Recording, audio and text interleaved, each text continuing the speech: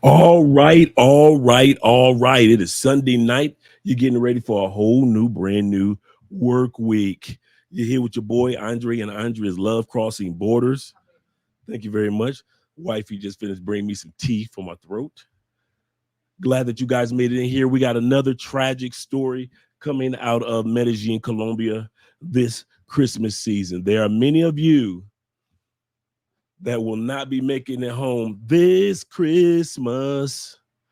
Yeah, as everybody else trims the tree, how much fun it's going to be without you this Christmas.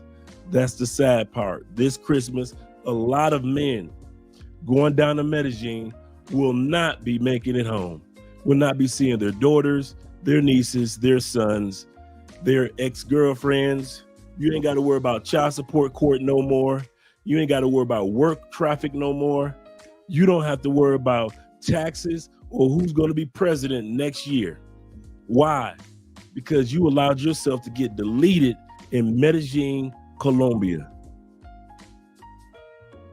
I don't know how many times we need to talk about this topic. We need to be talking about Guyana right now. I'm trying to put together the package in the travel group for all of us that plan on going to Guyana. And right now, I'm putting together the package for Suriname, which is right next to Guyana. I'm like, let's knock out two countries, small countries while we're over there. They're only an hour flight away from each other. We should be talking about that stuff on Love Crossing Borders, about us getting ready to make some of these investments in oil over there in Guyana. Oh no, we can't do that. We can't do that because you guys are not hearing what DC Rob is saying, what Razor Ray is saying, what we're saying, and other content creators are saying about trying to imitate the life that you see on YouTube of other men that are traveling. I don't know how many dudes need to get deleted. I'm gonna tell you what's gonna get you next. Y'all ready? I'm making my prediction, my bold prediction. I used to sit back and say, no, I don't want to say that. I don't want to wish evil on nobody. I'm not saying evil. Right now, these are starting to become facts and theories. My theory is next year is going to be a YouTuber. And I'm not talking about some YouTuber saying, I got robbed in Medellin. I'm talking about a YouTuber that's going to get found. That's my theory. It's heading in that direction. It's already heading in the direction that one of you YouTubers, I don't know which one of y'all are, and I ain't putting no hate on nobody. One of y'all gonna get found next year before 2025 hit. That's my theoretical hypothesis. If you want to prove me wrong, don't get got. Then in 2025, you can say Andre didn't know what the hell he was talking about. Guys are just putting themselves further into walking down, like the Bible says, you are literally walking down with a woman, walking down the steps of hell. Literally, these women in Medellin are literally taking y'all by the hand and walking y'all down the steps of hell, never to be seen again. So we're going to watch the latest by DC Rob. Once again, Rob can't get no sleep. Why? Because he's got to give more information on what's going on with the next events of sadness that's taking place. We got 74 people in the building. Make sure all 78 people in the building. Make sure all you guys click that like button. It only takes a few seconds. Support the channel. Thank you guys also throughout the week who gave to the Children's Cancer Foundation by sending in a small Cash App donation. All you guys that donated a super sticker in your comments, when you put a comment in the comment section and you donated a super sticker, thank you for doing that, guys. Thank you guys for all the super chats in advance. I want to hear what you guys have to say about this particular topic. Let's get started with the intro. Then we're going to get started with the latest video that was just dropped by my boy DC Rob. Hopefully we have a couple of guests that are coming on, some guys that I invited that are normally in Medellin or already in Medellin. But right now, You guys, I'm telling you, the only way this is going to stop is by us. The women are not going to stop. The gangs in Medellin are not going to stop training these women to get you. And like Rob says, lure you like bait. It's not going to stop. It's so profitable. It's so profitable to con you brothers with money. And I don't mean just from the States. You Canadian boys, you coming up missing. My Asian brothers, you coming up floating. Brothers from Europe, yep, they getting you too. It's so easy to con you naive dudes. It amazes me how y'all got book smarts, but y'all street smarts are no good. Or you guys that have survived. You know what gets me before we go to the comments? When I see military brothers get got, I'm going to tell you now, I'm not ex-military. And I commend you guys for your services and all you guys that are serving right now. And I mean this for the bottom of my heart, no jokes. But if I was current military or ex-military, there would be no fucking way a woman could get me and rob me just with her looks, her charm. There is no way I could get got. You guys have been trained to look for BS. Years upon years of training and experience to notice BS before it comes around the corner. Whether that BS has artillery, whether that BS has a tank, whether that BS is coming from the skies, whether that BS is coming from around the corner, whether that BS is an adult, an older person, or a child. You military brothers, you have been trained to know BS like that. And then you come to Medelin Colombia and you let women with a 6th grade education rob you, drug you, and delete you, and you ex-military or you current military, man, ain't no fucking way I'm gonna get got. There is no way. I think the people that I have the least patience for regarding getting robbed are not pedestrians or civilians. The ones, if y'all want to know, well, I always say this, the people I have the least patience for that get robbed or get conned, I'm not talking about somebody walking up on you and they got you. I'm not talking about that type of robbery. I'm talking about you went to a club, you met a female online, whatever the scenario, you brought her back to your bunker. You brought her back to your bunker.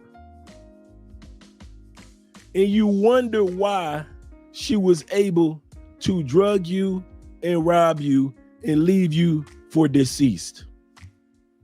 I have zero tolerance for you military brothers. And y'all know I say this to y'all face. You dudes who have been trained to know BS when it comes from no matter what country they landed y'all in, no matter what state they landed y'all in, you were picked out, men among men, women among women, to be trained year in, year out for one thing: how to handle bullshit. And to sit back and watch all you military brothers that have been coming down to Medellin or Cartagena or even sometimes Cali, and you get robbed, or you go to Sasua and you get conned out of your money by some female. She walk into your bunker.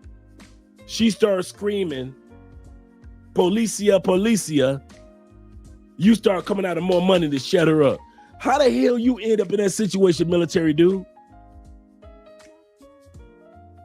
This is the other reason why I don't tolerate military dudes. I give y'all zero break on this. I love y'all brothers, but I give y'all zero break on this. I really do love you. You've been getting pussy from around the world forever and a day. You should be the last brother to get conned by beauty. You've been smashing chicks on your off days when you're away from your job as a military man. You're away from your post. You just got some hours and days to yourself.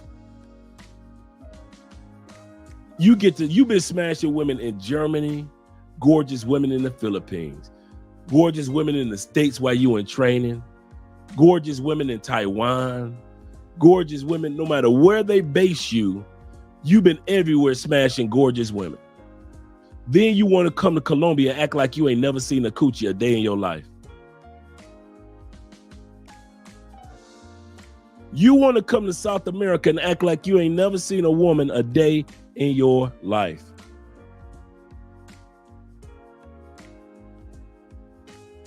Hold on, I'm just getting the camera straightened back up.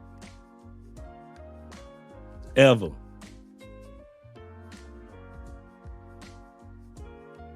I don't get it, fellas. I don't get it. I just connected the wrong camera. Let me see. Give me a second, guys. Let me connect the right camera. But at the end of the day, it's our responsibility as men to get this taken care of. Because the women here in Medellin and the gangs here in Medellin see that it is too profitable as long as y'all stupid. If y'all dumb enough to keep going for it, they're going to keep on making money. Give me a second, guys. I'm going to come out of the live stream, then I'm going to come back in with the right camera.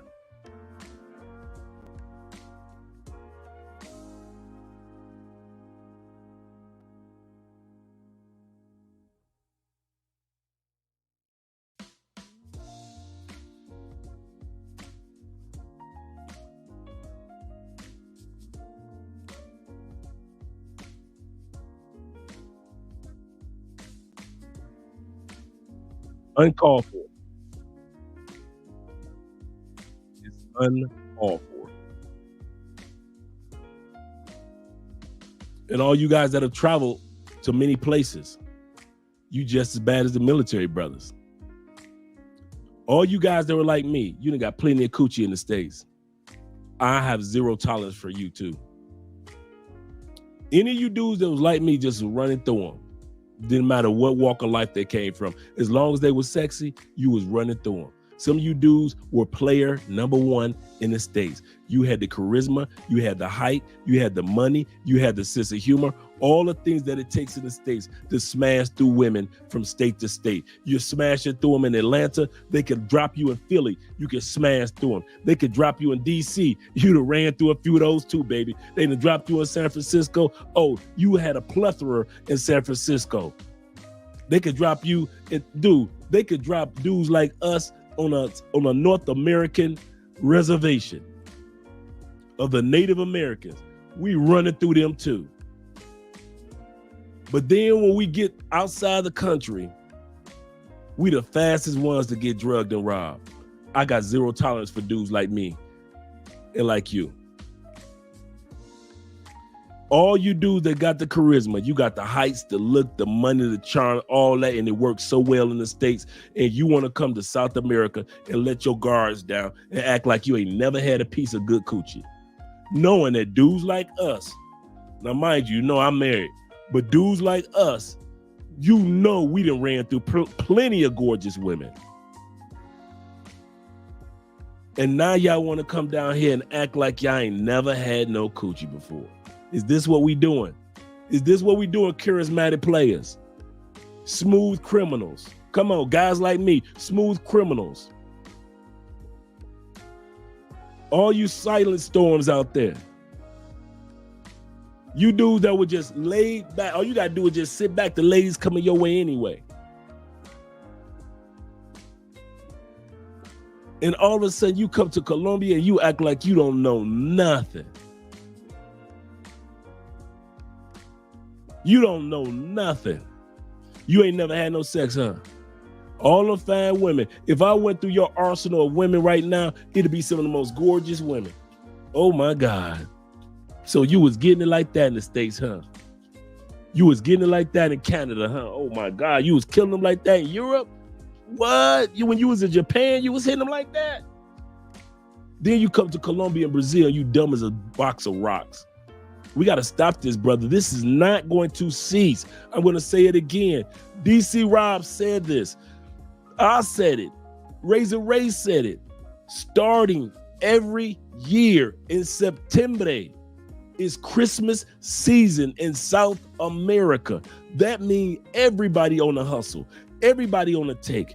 They out to get you and separate you from your dollar. And if they got to do that by separating you from your life, they will do it. Now, like we always say, 98% of Colombians or people in South America ain't got nothing to do with this. They just regular going to work, go home people. So when people sit back and say it's dangerous in Colombia, no, it's not. The people who you fuck with are dangerous. Let's say this again. 98% of Colombians ain't got nothing to do with what happened to every time some dude get deleted and found in a hotel room. Most Colombians probably will walk past that hotel room, going back and forth to work and going home and never even notice that that body is sitting up there rotting. Your body is sitting there rotting.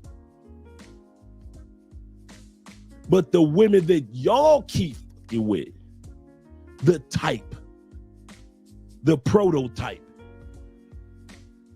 those are the ones that mess with you. So when you guys sit back and say and go back home, Colombia is dangerous. No, it's not. It's just Colombia got criminals that's on, when they do crimes, when they do got criminals, it's on a whole nother level. But let's not forget how many times some people in the States last year could come up floating. Let's not forget about the 600 mass deletions per year that United States have. Every year, guaranteed somebody's college go get shot up, 3 or 4 high schools, and like 2 or 3 kindergartens. And then the rest of them gonna be at 4th of July festival, the Memorial Day parade. Y'all love deleting mass people. Y'all love walking up into a Walmart. Y'all love walking up in churches. So let's not judge another country, because we know we quick to not do it one at a time. We will delete a whole choir. We'll delete a whole choir in the middle of a church song like nothing happened. So let's not pretend. But my point is, nothing, guys, and I mean nothing, is going to change without us first changing our behavior.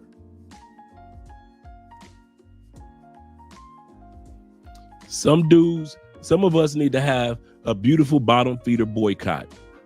I said it. We need to have among the passport bros, travelers, vacationers, we need to have a boycott of beautiful bottom feeders. What do you mean by that, Dre? If she ain't got shit, she can't get no dick.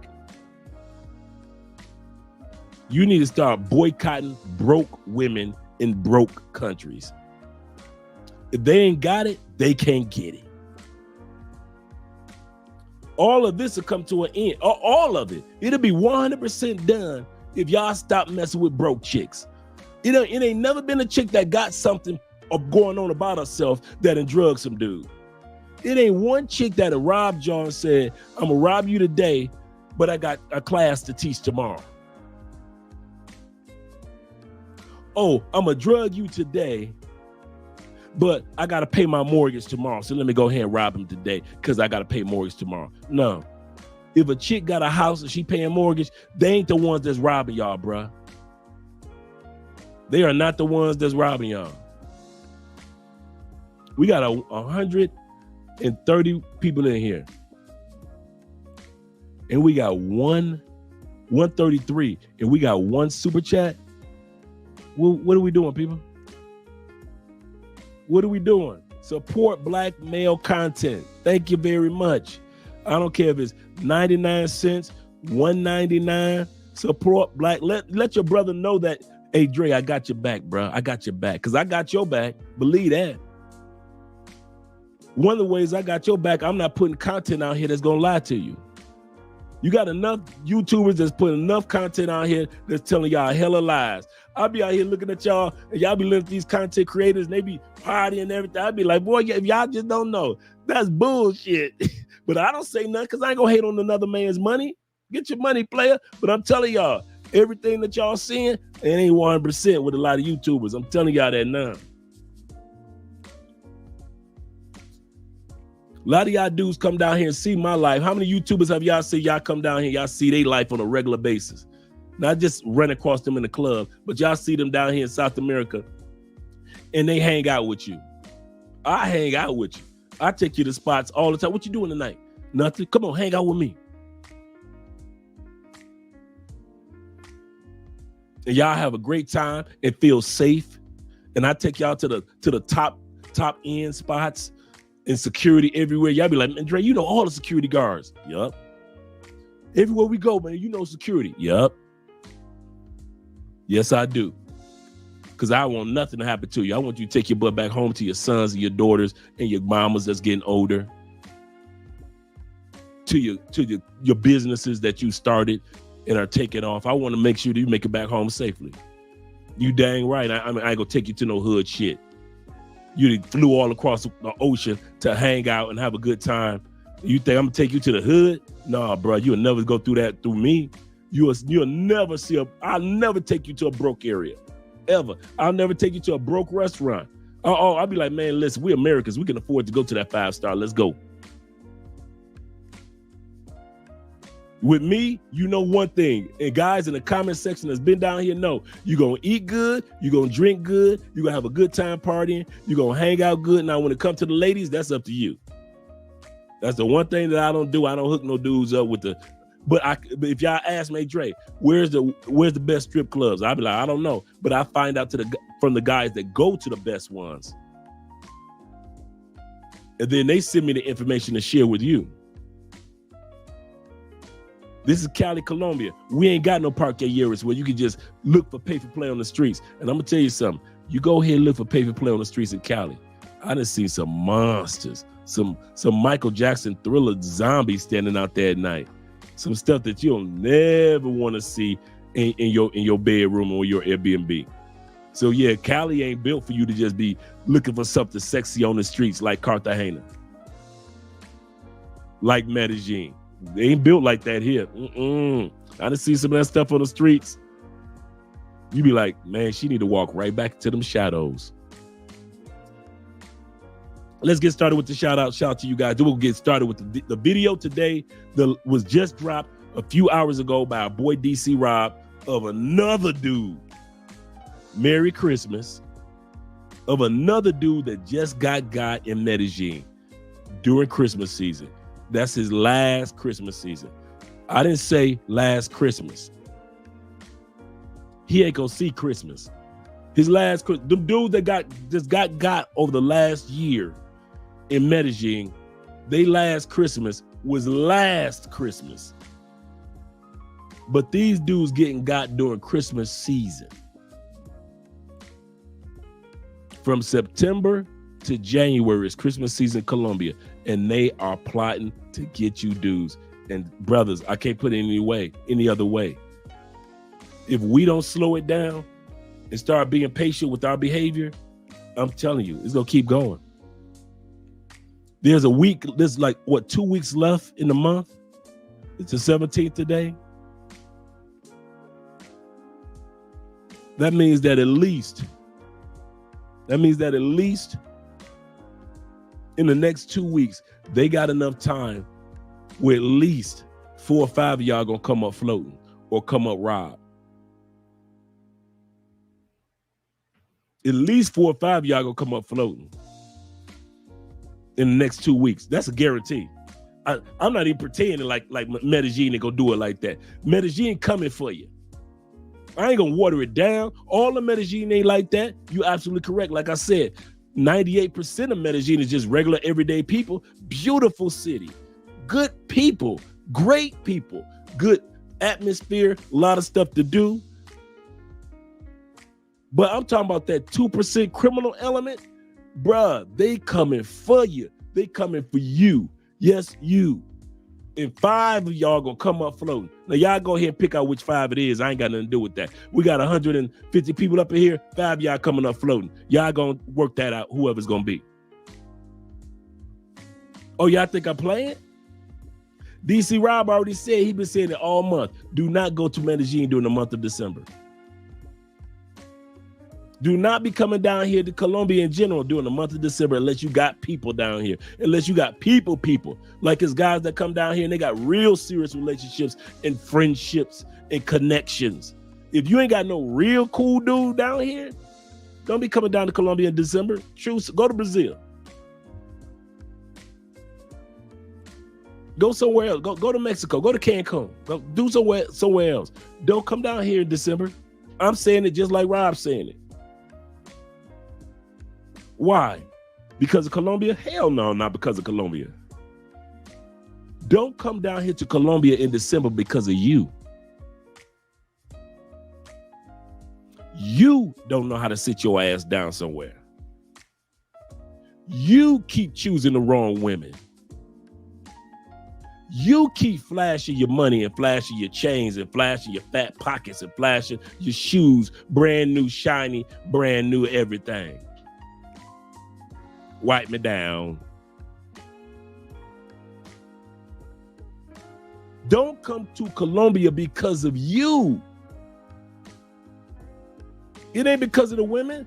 The women can't do nothing without you. They can't rob you without you. They can't spike your drink without your drink.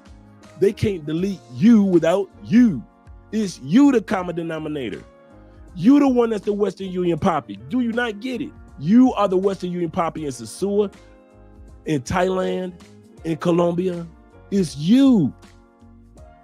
You the one that invited her to your Airbnb. You invited her to your bedroom. You took her out to dinner. It's you who keep using Tinder. It's not the women that's walking up to you and making you use Tinder. God damn, let my hand go, heifer. No, it's you.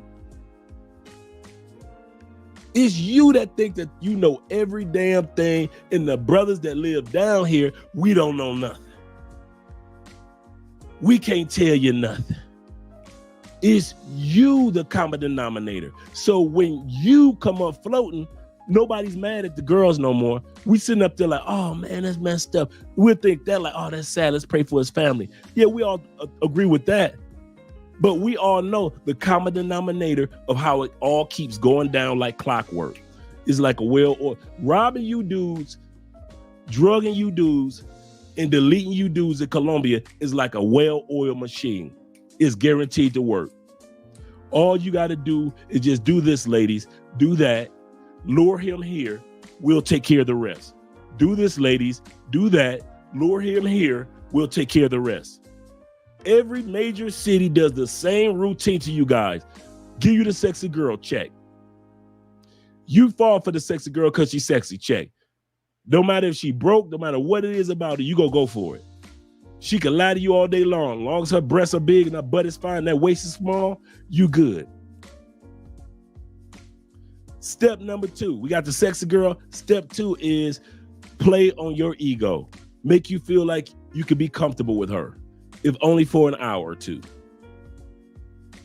3, get ready for the crime, whether it be to spike your drink, whether it be to wait until you get at the hotel, at the bar, or spike your drink when they meet you, or back at your spot. Or number 3 crime is set you up so the guys can come in and get you.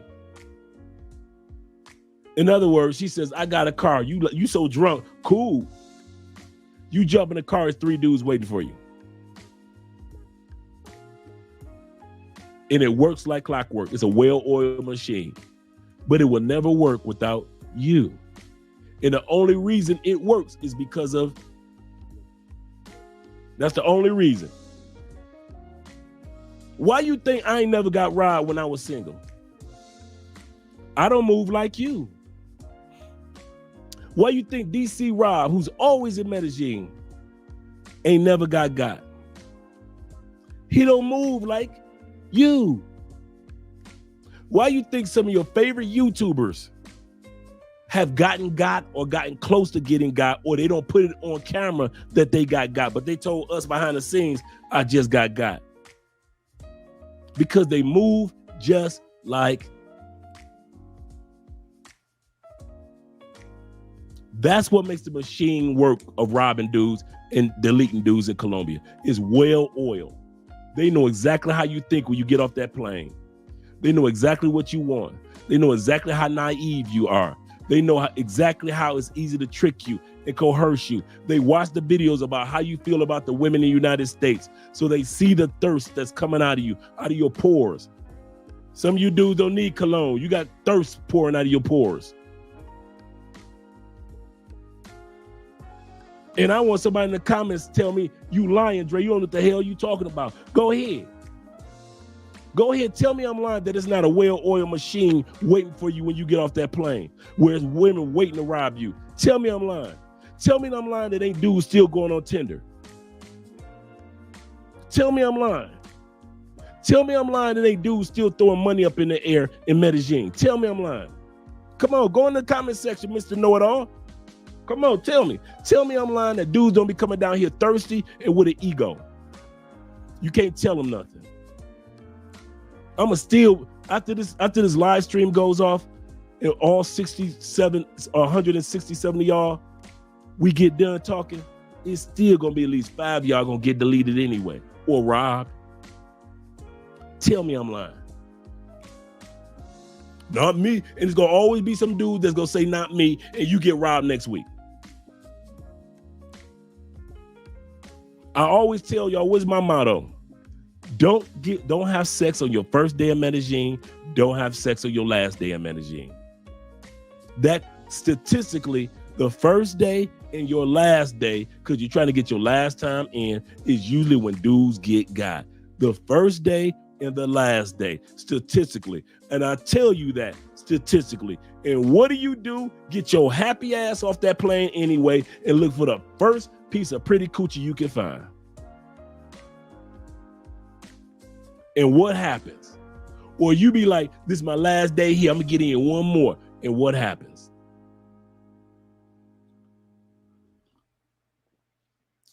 The last group, before I go to the comment section, that I got zero tolerance for when it comes to getting robbed in Colombia. All you brothers that's been here 6, 7, 8, 10 times. You've been here since 2003, 2009, 2010. You was here in 2015. I got zero tolerance for you dudes. Zero, none. I'll have no sympathy for when you dudes get robbed, ever, ever. Why? Because you are the easiest prey of all. You are easier to rob than the dude that's coming to Colombia for the first time. You're easier to rob than a military dude. You're easier to rob than the dude that goes online or goes on Tinder. You dudes who have been here several times over the last 3 to 5 years, you have been the main ones that have been coming up, floating in your DOA, sitting in the morgue in Medellin. Because you are the fastest to let your guards down. Because you been here. You think you know a little bit of Spanish. And you been here. You got a couple Spanish chicks that you smash on a regular.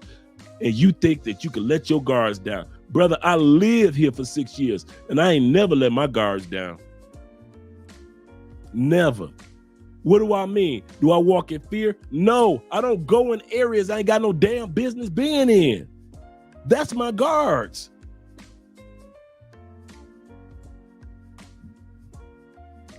You dudes don't never see me take y'all to some. I don't even drive past areas where you got no business being in. I pick y'all up. I make sure y'all safely make it back to your Airbnb after hanging out with me. We go out and we party at some of the nicest spots. We got the VIP every time. I make sure you make it home. We have breakfast in safe areas. I don't take you to no hood yet.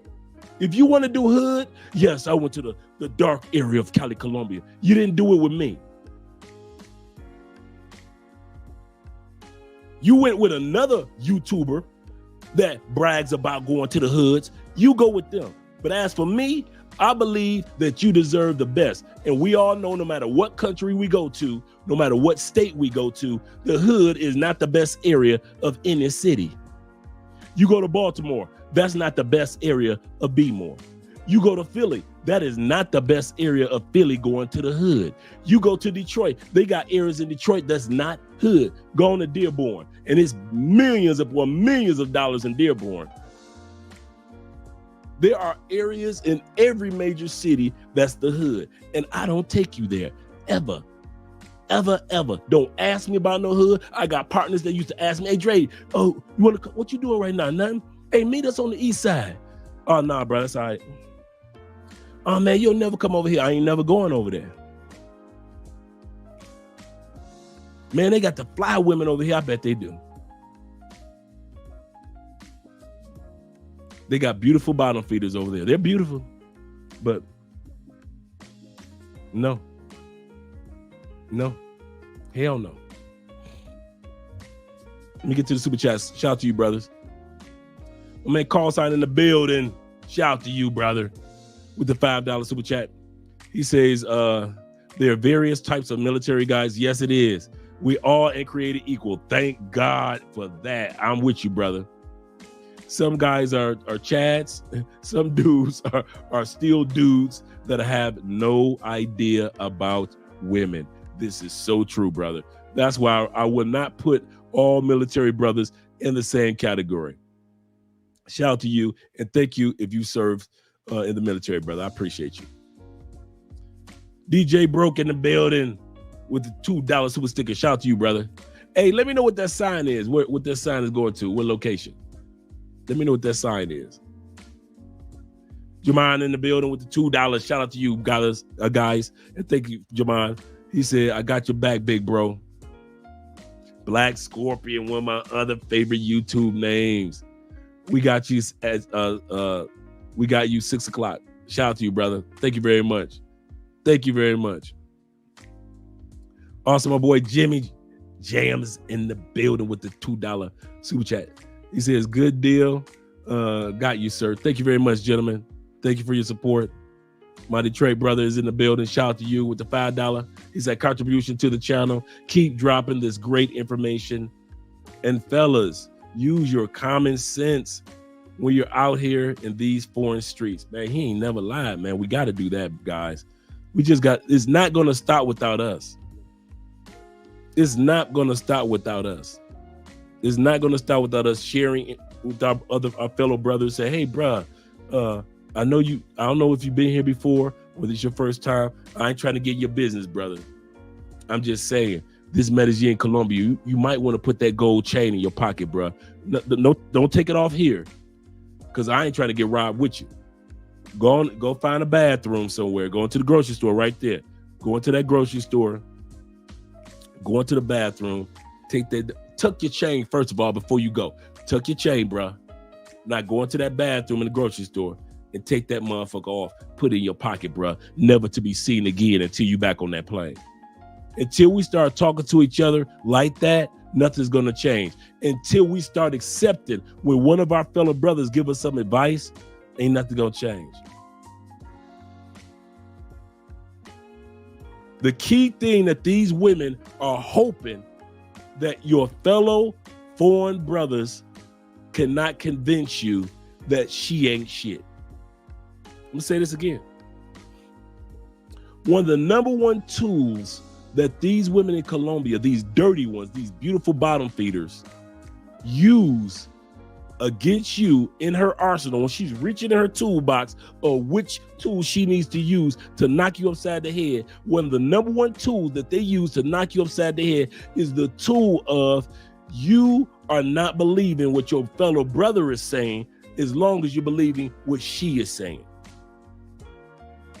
As long as she can convince you and con you and have you mesmerized enough to where if one of your fellow brothers saying, bruh, look out, duck, as long as she can convince you not to duck, that's all she needs. That's all she needs.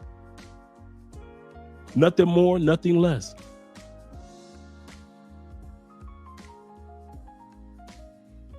Some of you dudes are walking around here like Pinocchio on your way to Treasure Island. When you leave, you're going to end up looking like a jackass, just like Pinocchio. Can't nobody warn you. We come to you like we Jiminy Cricket on your shoulder like a conscience. Jiminy Cricket couldn't tell Pinocchio shit. Pinocchio saw the candy, he saw the rides, he saw the games, he saw all the other kids out there playing on Treasure Island. He thought, hey, ain't nobody got to go to school, ain't nobody got to learn nothing. You don't have to be focused, in other words. You can just do whatever the fuck you want to do. Treasure Island of Medellin. And some of y'all are just like freaking Pinocchio, lying to yourself, your nose getting longer and longer, and you're still telling lies to yourself. And the women are like the two foxes that just con Pinocchio old eating ass into going into Treasure Island like the rest of the kids. And what happened? All y'all end up looking like jackasses in the end, just like Pinocchio.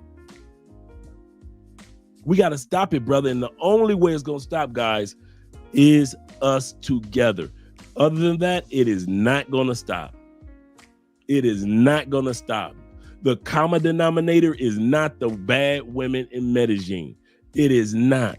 The common denominator is you picking the bad women in Medellin. Man, boy. Shout out to my brother. Also, shout out to my brother in the building. Gil, shout out to you, brother, with the $2. Supporting you, brother. Thank you very much. Elevate and Explorer. I like that name. That's a good name, brother. He said, a lot of these dudes travel with that American cocky status and learn the hard way. Showing love to your channel. Thank you very much, brother. That's like I was saying. Our American ego, man. Our European ego. Our foreign ego. Like we the shit. Like these Colombian women don't know nothing. They only got 6th grade graduation. Girl, if you don't just get your sexy butt in here and suck my meat, you looking good. I don't care. Man, you just don't know. You getting set up for the setback. You just don't know. You know how many dudes she done robbed before you came off that plane? Do you guys think that it's coincidental that over the last 4 years, women in DR have conned dudes into just going back to the Airbnb, and as soon as they get in, they start screaming at the top of their lungs, "Policia, policia." Do you think that's a coincidence? Do you really think that, it's a one-off or a 10-off? No, it's the norm in DR. It's the game. It works. It's a well-oiled machine. Get you back to your place or to a hotel room, and then she pretends like she's fearful. You looking at her like, what the hell's wrong with you? You may even have the front door still open. And she's yelling, "Policia, policia," at the top of her lungs or whatever it is she's going to yell. And then you owe me 300,000 pesos. So you're like, wait a minute, we only made a deal for 40,000. What you talking about? 50,000 or 60,000, 80,000? What are you talking about? 300,000? I want 300,000. I keep, Poppy. Poppy. Policia. And what do? Because you in a foreign country, you don't know nobody. You come out that money. You think that's a coincidence? Do you really think that these pay-for-play women don't have a WhatsApp group? Several WhatsApp groups. You think that they don't share notes on how to get you guys? Okay, let me ask you this. Do we have WhatsApp groups as travelers? Oh, we do? You guys post the photos of the ladies that y'all done been with, or share y'all, go to this brothel, brother, don't go to that brothel. Do y'all not share information on how to do stuff? Oh, we do? All the WhatsApp groups, I know I'm in 11 of them, and we share all type of information, whether it be investments, whether it be buying properties, whether it be where to hang out, meet up or with each other. We share information, don't we? Oh, yeah. If you think that we use WhatsApp, what makes you think that pay-for-play women don't use WhatsApp? What makes you think that as soon as she get done robbing you, she ain't told several of her friends? and they told two friends, and they told two friends, and so on and so on and so on.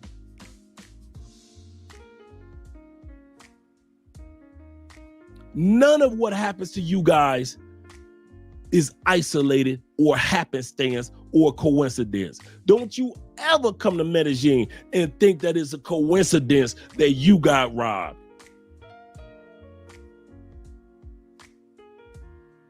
It's not a coincidence that that person came up floating. And right now, you know how many bodies of foreigners are sitting in the morgue in Medellin? You know how many bodies? Think about it, dude. Let's be real. Somebody's dad came to Medellin a couple months ago. Just came to Medellin, right? Got robbed, got drugged, got deleted. Nobody has any identification of that person. You know what they do in Medellin? Ain't no, if they don't know you, ain't no shipping of the body. They setting your butt on fire, never to be seen again.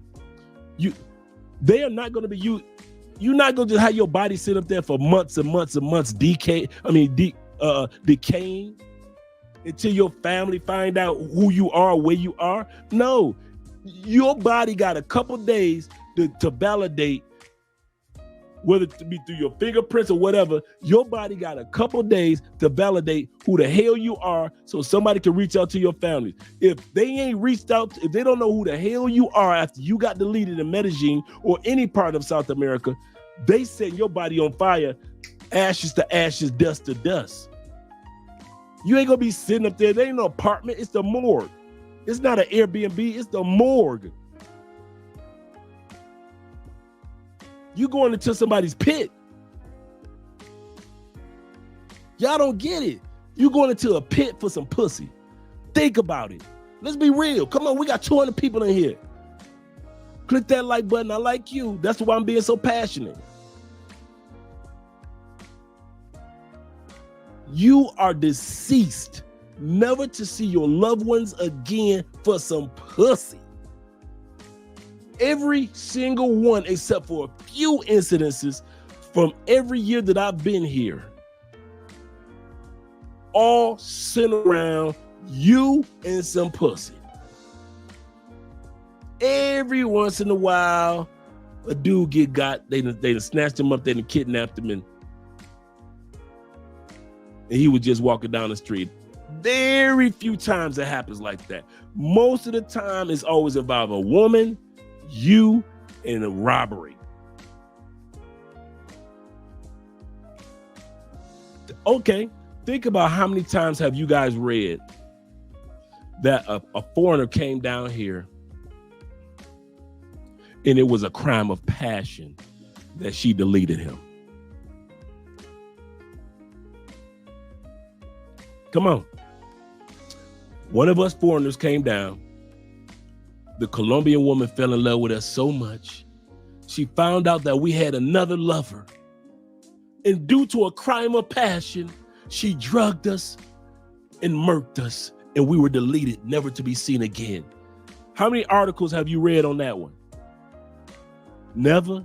So not one crime of passion, deletion have we read about? The T.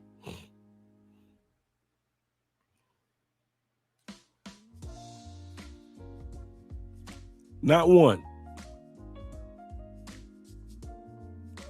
Now, think about all the hundreds and hundreds of articles that we've read over the last 5-10 years of dudes getting robbed, kidnapped, and deleted over some pussy.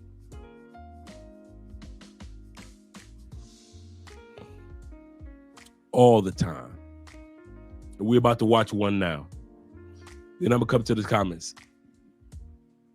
Shout out to my brother, Javin in the building. He said, at this point, why even go? Seems like I've been to 24 on the 20 been on 24/7 alert. He said, I come to Chile. He said, I come to chill. And watching my back 24/7 ain't chilling. Absolutely correct. This I can say. When you ain't, and I mean this, Mr. Kelly, And you, as you know this.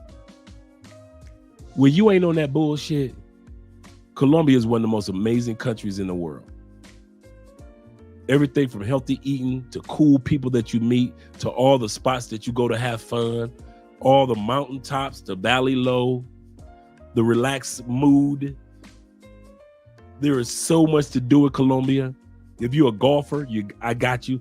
Tennis, bowling, I got you. You're an artist, you want to do some landscape art, I got you. If you're a photographer, one of the greatest countries in the world, ranked number 5 most beautiful country in the world. Actually ranked number 3, my bad. Most beautiful country in the world. You got all these sisters running around here, Afro-Colombians that you ain't never even knew existed. It's an amazing country that you could chill in. I'm with you on that. Only one problem. Dudes don't think like you and I, Mr. Kelly. They want to come down here and be on fuckery. Like the one brother says, play stupid games, get stupid prizes. They don't want to do like you and I. Come down, chill, have a good time. Most of Colombia is a chill country. Laid back like a mother. But they don't want that. They want the rush like we have in the United States. Rushing everything.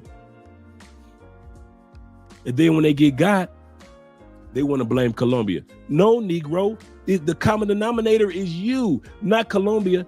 Why? How do I know? Because you did the same shit when you was in DR. You was on fuckery in DR. How do I know? You did the same shit when you was in Cancun, Mexico. You did the same fuckery shit in Belize, El Salvador. When you were in Grand Cayman Islands, you were doing the same bullshit.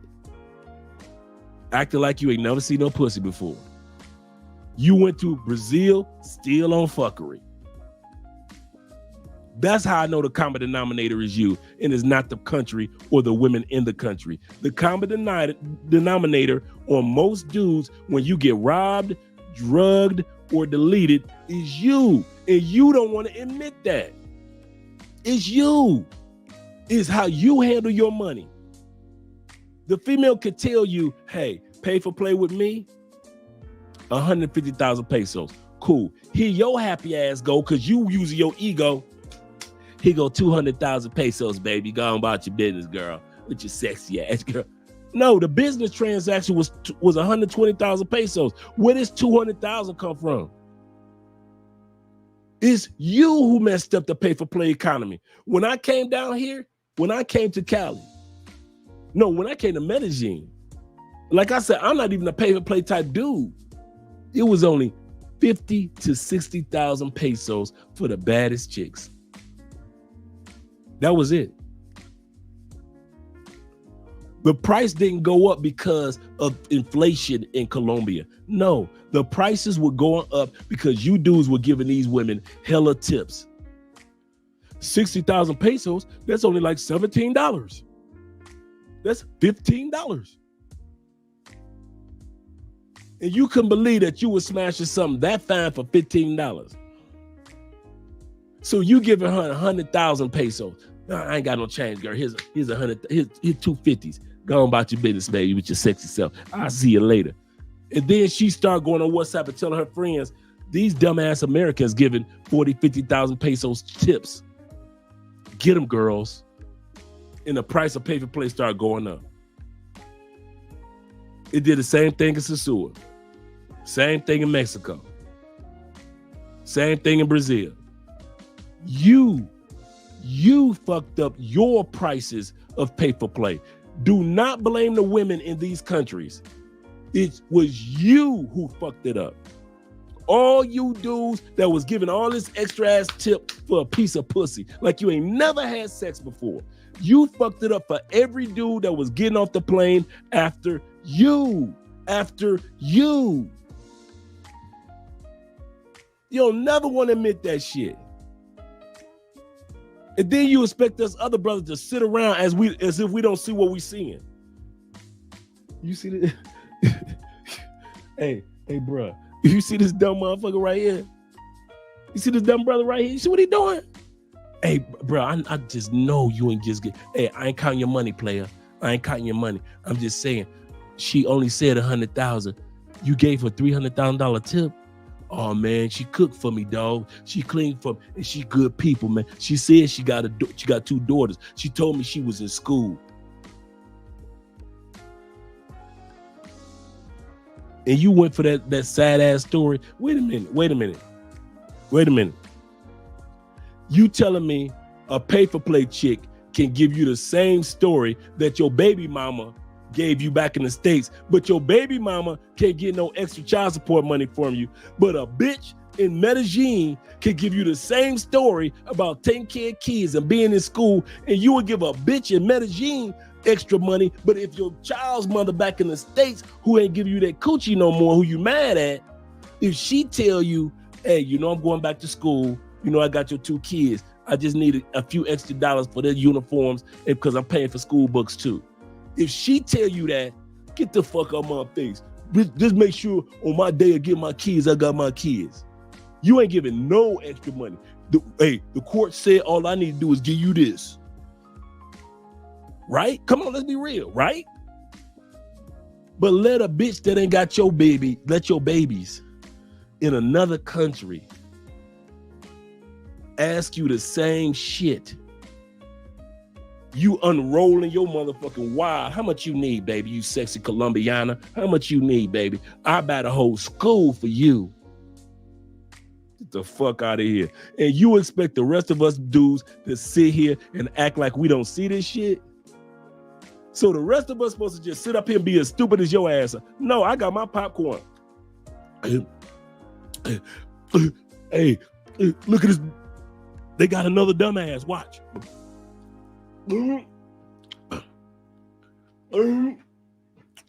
I got my popcorn watching stupid motherfuckers getting off that plane. I'm like DJ Khaled and another one.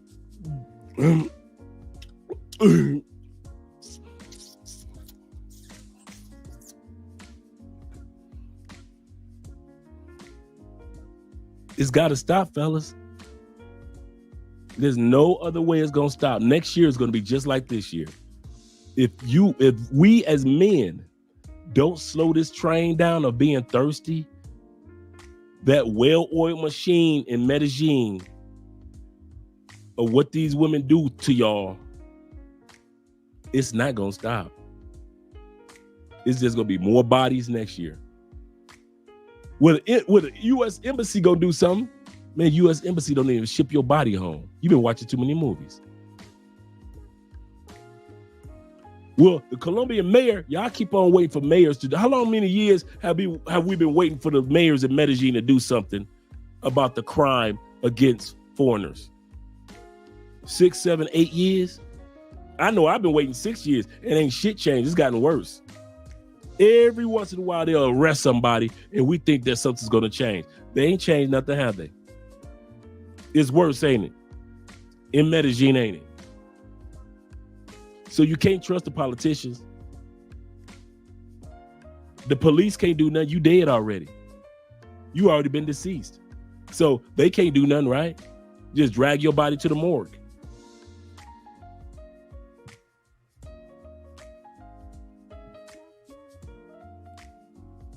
See, as Americans, we think Colombia is a prison country. We think parts of Europe prison countries. We think that Brazil is a prison country, like America is a prison, industrial prison complex that will lock up any and everybody. So we think when we get to these other countries, lock them up. You don't realize it ain't that many prisons in South America. Ain't nowhere to put a motherfucker. If you want the truth, if y'all want to know the truth, why so many criminals only go to jail that night and they going home the next day? This is not a lockup country. Unless you did some murders or some major crimes, and they can prove that this person was the one that deleted you for drugging you, that heifer is getting out of jail, if not that night, the next night to go drug somebody else. It's not a country made with enough female prisons and male prisons. It's not like the states where you got 2-3 prisons per state. And y'all be going to these countries as if I want fairness, like in my home country, the United States. We'll lock up anybody in my country, so I want you to do it in Colombia. The hell they will? DR is not a prison country. United States is a prison country. Y'all need to get that part through y'all mind. I don't know why y'all getting off the plane thinking that in Colombia that they lock people up like in the United States. They don't. They don't. If you see that person with some handcuffs on them, they done did some shit. They don't waste handcuffs in Colombia. United States, they just cuffing everybody. Everybody get cuffed. Not here in Colombia. Half the dudes y'all see get cuffed, they gonna be out tomorrow morning. It ain't enough room in their county jails. Ain't that many county jails. Ain't that many federal prisons or even regional prisons or what we call state prisons in Colombia. United States has the most prisoners in the world. 9 million prisoners are locked up right now in the United States since I got locked up in the dang 90s and 80s. United States keep making money off of prisons. Not every country is set up like that.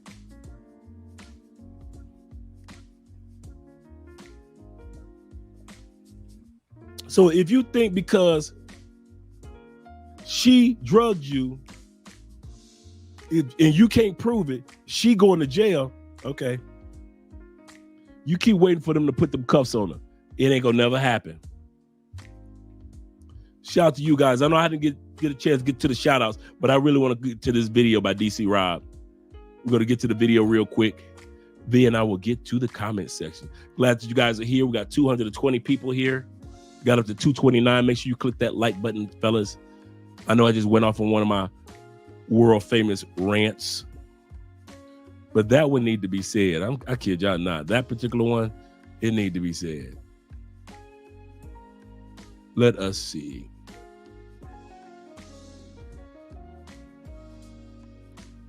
We're going to get started in a second with my man DC Born Rob, who always give great commentary. I'm glad that you guys all made it in here.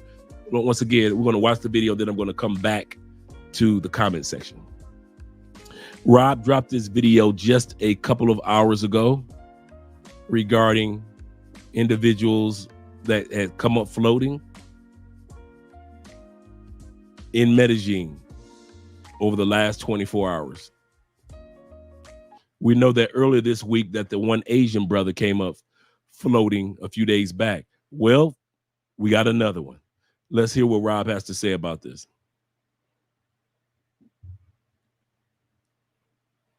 Viewers like you, thanks for your support.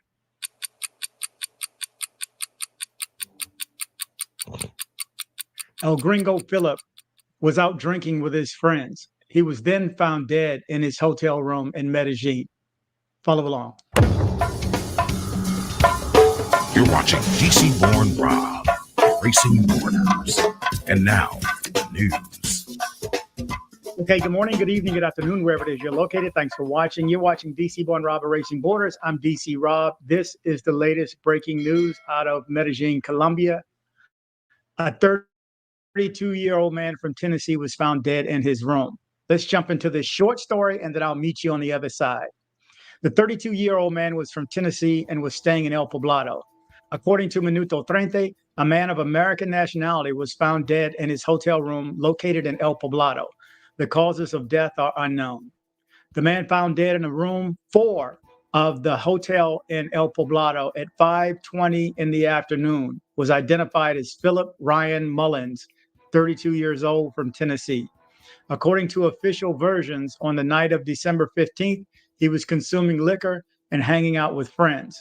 On December 16th, around noon, some friends came to look for him to go out, and he was found dead. Once the emergency service was called, they arrived at the scene but did not certify the death because criminal involvement must be ruled out. So a technical inspection of the body and the scene of the incident was required.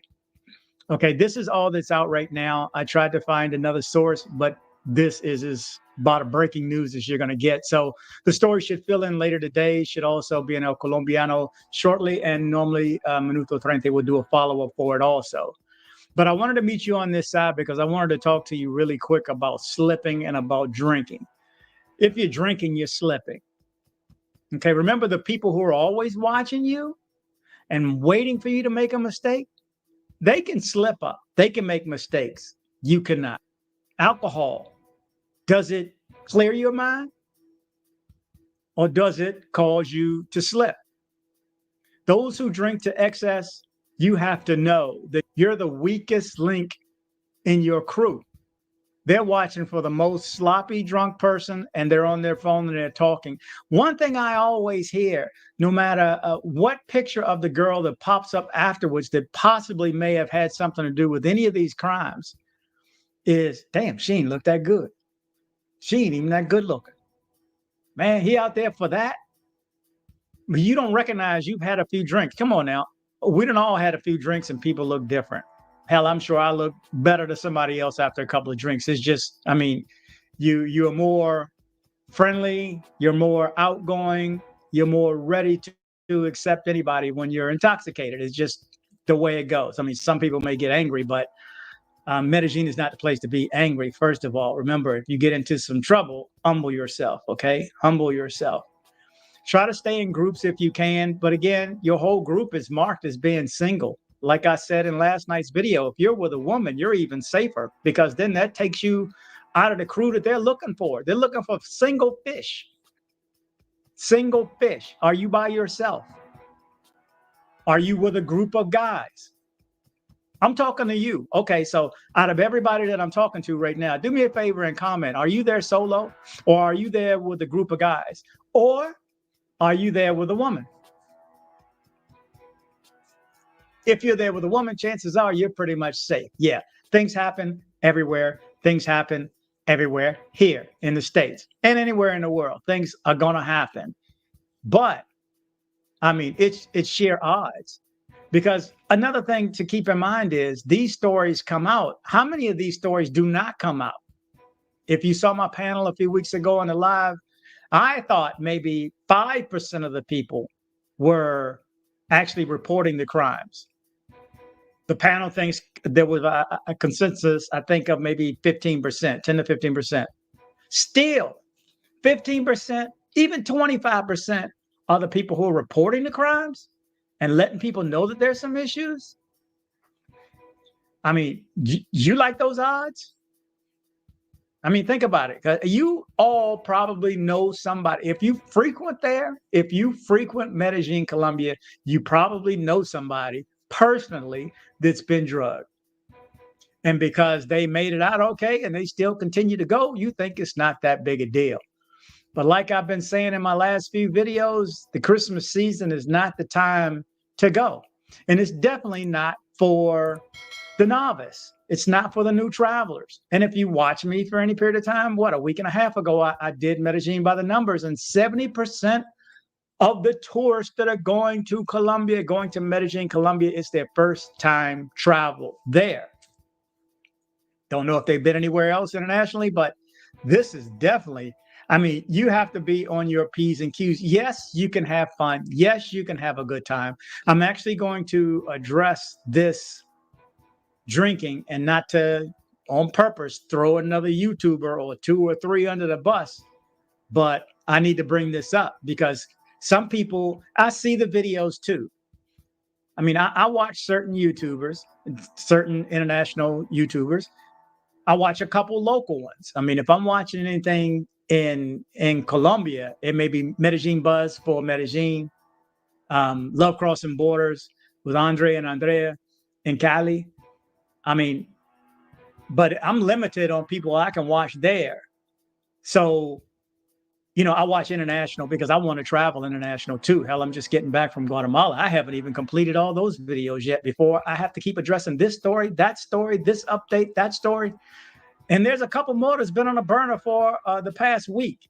And not good news either about Americans, but I have to push it out. So I'm working on that. I want to get a few days together and then roll them out over 2 or 3 days. But something keeps happening. I told you Christmas is not here yet. And it's the Christmas season that people are stressed down there for money. And it's going to go through February. So, I mean, if you have plans, And I've been asked all the time, would you cancel my travel? And I say, hey, send me your tickets because, heck, I do need to see my dentist. So I'll go. But I'm not, I know, and I hate to say this because I know it's said in the comments, I know how to move. Okay. Yeah, I know how to move and not be out there late. And that's the best way to move is not be out there moving. Not to be out there moving around at 2:00 in the morning, 3:00 in the morning, watching the sun come up, sharing liquor with other people. I'm going to show you this video. Well-known YouTubers out drinking, and and I think when you watch these videos, you learn that it's okay. Look, they did it. They wilding out on Satenta. Look, they're in Provenza drinking out of other girls' bottles. This girl pulled the liquor bottle out of her purse. Yeah, that's the one I want to drink off of. And these are well-known YouTubers. So when you see this, you think they're doing it and they're safe. And again, I've said it time and time again, Medellin is alluring. The Poblado, Provenza areas are absolutely incredible. I mean, it's alluring. If you coming from the States and you may be from Chicago or New York right now where it's raining or snowing and it's cold, and you go there and it's like a fantasy land. I mean, that's what I thought the first time I went, 8, 9 years ago, but I went for work. But I fell in love with the city, just the fact that it was tropical. I mean, you got beautiful sights everywhere. There's always something to do, physical, hiking, climbing, tours. I've done so many tours there. Man, remember, Andres, my tour guide, his information is in the description of all my videos. Get down there, do something. And a portion of those fees go towards our charity. So leave something positive. Don't just go down there for that one thing. And if you're going to go for that one thing now, again, reevaluate, okay? And then if you still want to go, reevaluate your reevaluation. You need to keep moving right now. There's other places to go.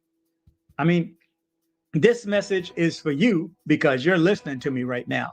But just think of how many people don't get to see my videos and they go down and they party and they free and they have too much to drink. And I'm not trying to drink shame anybody or alcohol shame anyone because I drink. Not as much anymore because I can't. I can't physically because I don't have any fat on my body. I hardly have, I don't know how much fat I have, but I've lost it all. So now 2 or 3 drinks and I'm wiped out. I had 2 drinks at my Christmas lunch and I knew it was time to go. They're like, you want to have another? No. I can't do 3 drinks anymore. So I got to sip slowly over some time. How do you drink? Do you normally drink a lot? Do you let other people pour your drinks? You have to be careful with the alcohol. I mean, really, I don't trust anybody. I don't trust a bartender. So really, drinking ain't for me. When I would go before, I would take, I would go to duty free and get me a bottle and take it there. Take it to Sweet Georgia and ask Rob, hey, can I just pour out of my own one? You can keep whatever's left, keep the bottle. And I leave him a bottle. So, but that was my thing. So Sweet Georgia Cafe is still there. Just don't overdrink anywhere. Don't overdrink there or anywhere else in the city.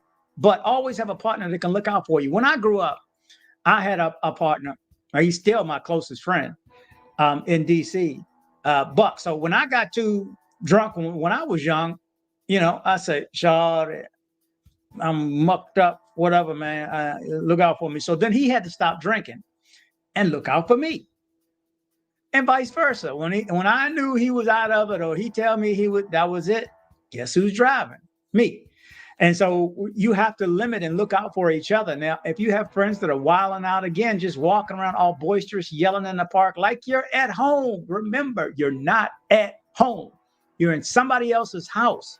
How do you want to act in somebody else's house? Look at this whole city like it's somebody else's house. Be respectful of their house. Stop wilding out like you're at home. It's not that kind of vacation place. You're not on a beach. Okay, you're not on a cruise. You can't act in Medellin like you do on a cruise. Okay, you can't just get drunk and stumble back to your room. You're in a whole nother country with whole other rules, and you got to adhere to these rules. Okay, somebody is always watching. If you have too much to drink, mark.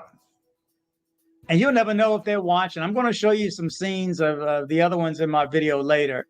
And you'll never know in that kind of crowd who's watching you. And every time somebody's on the phone, I'm thinking, when I go through immigration there, I'm like, who the hell is he calling? Why is he on his phone? He's supposed to be checking my passport. I don't trust anybody. So nobody knows where I stay, not till I move. I mean, you just have to be careful. And I advise any YouTubers also, you're just starting out and you want to show your nice new hotel, do that when you leave. Don't do it while you're there. Everybody I know, especially famous people that have gone there advertising where they were, got robbed and or shot. Go over the history over the past year. You guys have to be careful. You have to monitor your liquor. Okay. I used to say let me leave you with this. One of the most stupid things I ever said in my life was to my mom when she tried to tell me something. And I would say, I want to learn from my own mistakes. That way I'm sure. That's stupid. That was so stupid. To this day, I've said a lot of stupid things and I've slipped up and I've said some crazy stuff, but that's about as stupid as it gets. I want to learn from my own mistakes. Why? I can learn from somebody else's mistakes. I see these stories. I watch these stories. I hear these stories from you. Why would I put myself in the same position? You now taught me how to survive. And I'm hoping to pass that on to one. That's why I do these videos, to one. If it helps one person, I've done my job. I'm good. I'm good with that one. Okay. And depending upon how many people watch the video, I got another partner that told me, man, Rob, I said, somebody's not even going to watch that video. He said, look, if 200 people watch that video, there's some churches don't even have 200 people. And I have to remember that. So if I'm speaking to 200 people right now and one of them gets it and he either stays away during the holiday or he protects himself when he goes, protects himself better, monitors his alcohol, because there's such a thing as alcohol poisoning. And we don't know about this story. We don't know if it was alcohol. We don't know if there was foul play. This story is fresh off the block. So hopefully more information will be coming out later. But guys, watch your alcohol intake. Watch who's pouring your drinks. Don't take a drink from anybody else. And again, I'm going to show you people that are showing it's all rosy down there, and it ain't. This story proves it. And this is just the ones we know about. I know for a fact that there's more people that have disappeared or have issues than that are actually in the news. It just doesn't make it to the news. I look for weeks. When's this story going to pop up? And I know the story's true. And it doesn't pop up. Why? First of all, most people don't report it. What if they report it and they still don't want it in the news? Guys, you got to be careful. You're on your own. You're on your own when you leave this country. Remember that. And I've said that before. If you know my history throughout the past 5 years with the United States Embassy, you know I know what I'm talking about. Let's put it that way. And you are on your own. When you leave this country, you're on your own. Stop looking for them. Again, I tell this story. I used to think like the movies. All I need to do is make it back to the embassy. All I need to do is make it back to the embassy and I'm good no matter what problems I have. Nah, bro, it ain't like that. It ain't like that. You can run and run and run and you get to the embassy and they'll give you a list of attorneys and say, hey, you can use some of these, but we don't verify them. Tell me if I'm lying. Anybody ever had to deal with this? I mean, just the trauma and drama to try to get someone's loved one back to the States is hell. It's work. Remember, you're not alone. You have a family. You're somebody's brother. You're somebody's son. You're somebody's father. I mean, if you're somebody's father and you're down there wilding out and risking your life, knowing your kids, I don't know how old they may be, but knowing they're young and still impressionable and need their dad, and here you are wilding out on the streets in another country, thinking you back in the States when you're not. Remember, you're not at home. Let me leave you with that because I'll keep on going. Guys, watch your alcohol intake. And remember to travel, but travel safe. Thank you very much. Thank you very much.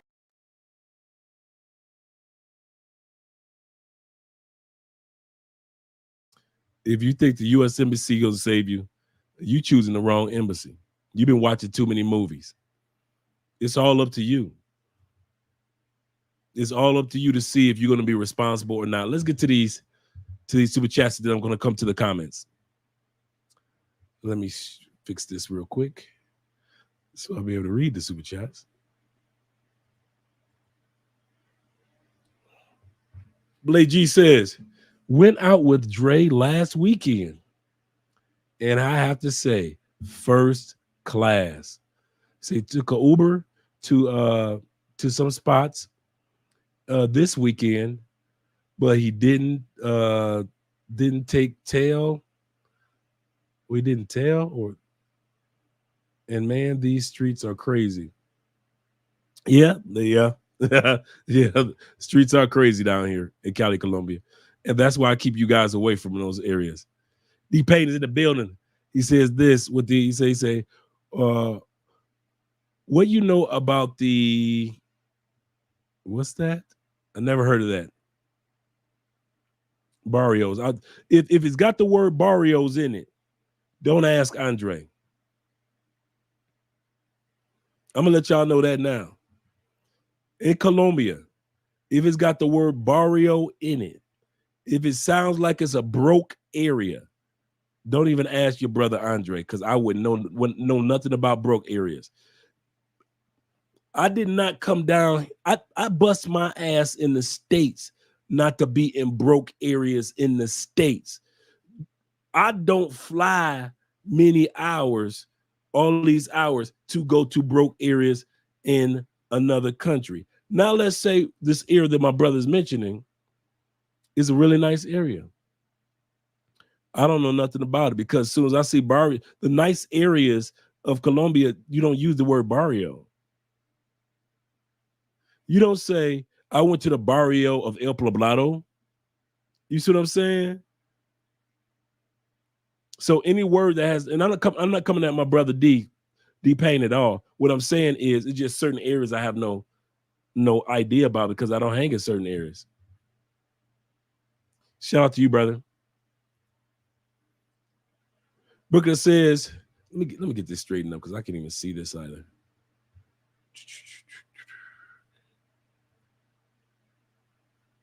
There we go. They get more organized out here in Rio with that WhatsApp. Yep. They talk to each other. He said, we're spending more for less. Yes, they do. And it's kind of funny that you would say that, Brooklyn, because I hear that from the guys that have been traveling to different locations, you know, some of the guys that does pay for play, and they're saying that the prices have gone up, but the quality of women compared to how it used to be just 5 years ago is trash. It's trash. Shout out to you with the $5 super chat. My man Growth in the building. Shout out to you, brother. He said, I don't drink. I don't give a care about clubs. I still have a blast. Yes, there's so much to do. Locals look out for me. Yes, they do. All the time, because I'm respectful to them. I'm the same way, brother. Locals look out for me. I never have locals is like, yeah, we about to set him up. I don't hang out on the side of town where they do setups. I'm sorry. Y'all expected me to be acting like when I come to these other countries like I'm different from how I was in the States. No, I wasn't a hood dude anymore in the States, man. I'm not Nipsey Hussle. I'm not going back to rescue the hood. I'll send money to the hood to help the hood. But I ain't about to build no buildings and help the hoods in the States. So you know I ain't going to be hanging out in the hoods in other countries. Don't be mad at your boy. I like to take y'all to nice places. And the only way I'm going to know what nice places to take you guys to is I have been to those nice places myself. Shout out to you with the $10 super chat. He said, never had a problem when I go. He said, you take you wherever you go, fellas. 100%. You got to remember that one, guys.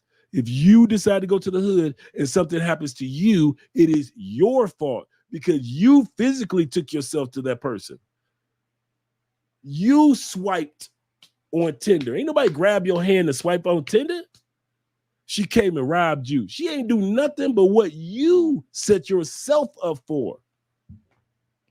So you say the women ain't got no responsibility. I ain't saying that. I'm saying that you have the first responsibility to look out for you. Those women do have responsibility. But the first person that should have been responsible for looking out for you anytime you get robbed is you. Mad Dollars in the building with the super sticker. 199. Shout out to you straight from Canada. Shout out to you, brother. I appreciate you. Also, another super sticker from the Canadian boys back to back with the $2. Shout out to you, brother. My brother says with the $5 super sticker, I want to pronounce this right, Fraudy. And he says, people forget that just because you're an American does not mean that you will be protected when you travel. Folks, better act right. He's absolutely correct. 100% correct. And I'm gonna get to the the Cash App in a second, but he's absolutely correct. Them days of being American ego, and I could walk the streets of any city as an American with my head up and can't nobody tell me nothing. Them days have been over. I do not use my American privilege here in Colombia. Never. That'll never work. Them days been done. Oh, he's an American. Nope, no more of that. So if you think that women's so impressed that you're an American, man, y'all been watching too many movies and you ain't traveled enough. He's 100% correct. That being American, that don't work no more. It used to be the charm. Girl, he American, girl. That don't mean nothing no more. Preach, brother, preach. And my brother also says, he says, salute Andre with the $5 super sticker, super chat. He said, looking forward to our consultation this weekend. Yes, sir. Yes, sir. I'm looking forward to it too as well, brother. I got you right on the schedule. Got all you guys lined up for your consultations this week. Shout out to you. Brooke can also come with the $10 super chat. And he says, brother died out here in Rio. The embassy allowed him to be buried on an unmarked grave until, wow. Let's let that sink in. The embassy, U.S., your wonderful U.S. of A. embassy, allowed him to be buried in an unmarked grave. Like you underground and don't nobody know where you are. I want you to pause, fellas, thinking about that moment. You went to Rio and you was planning on having the best time. You heard about them thick legs, sexy Brazilian chicks. You about to have a great time. You got down there and something went left. And all your identification was gone. They didn't know. They had no fingerprint records on you or nothing. Because you was a good dude. You ain't never been to jail. Even in the States, they ain't got no fingerprint records on you. Not like me. Or unlike me. And now your body right now, even as we speak it, even as all 237 of us are together, your body is 6 feet underground in an unmarked grave. Nobody throughout the history of time will ever know that your ass is stuck in a grave in Brazil. Your mama don't know where you are. Your kids don't know where their daddy is. Your boys who you came with, they don't know where the hell you are. Let it sink in. I want that shit to sink in. You 6 feet underground. And time will pass. Time will go. Generations will come and go. The sun will get closer to the earth. And you still will not be discovered. Ever again will somebody cry for you. Because you want to do something over a piece of pussy. You wanted to sit up there and let your guards down for a piece of puss. I want that to sink in too. All of this, most of this centers around intimacy, sex, fantasies. You want one of your favorite porn fantasies to come to pass, and now your ass is in an unmarked grave. You, yes, I'm talking to you, I'm talking straight to your grave.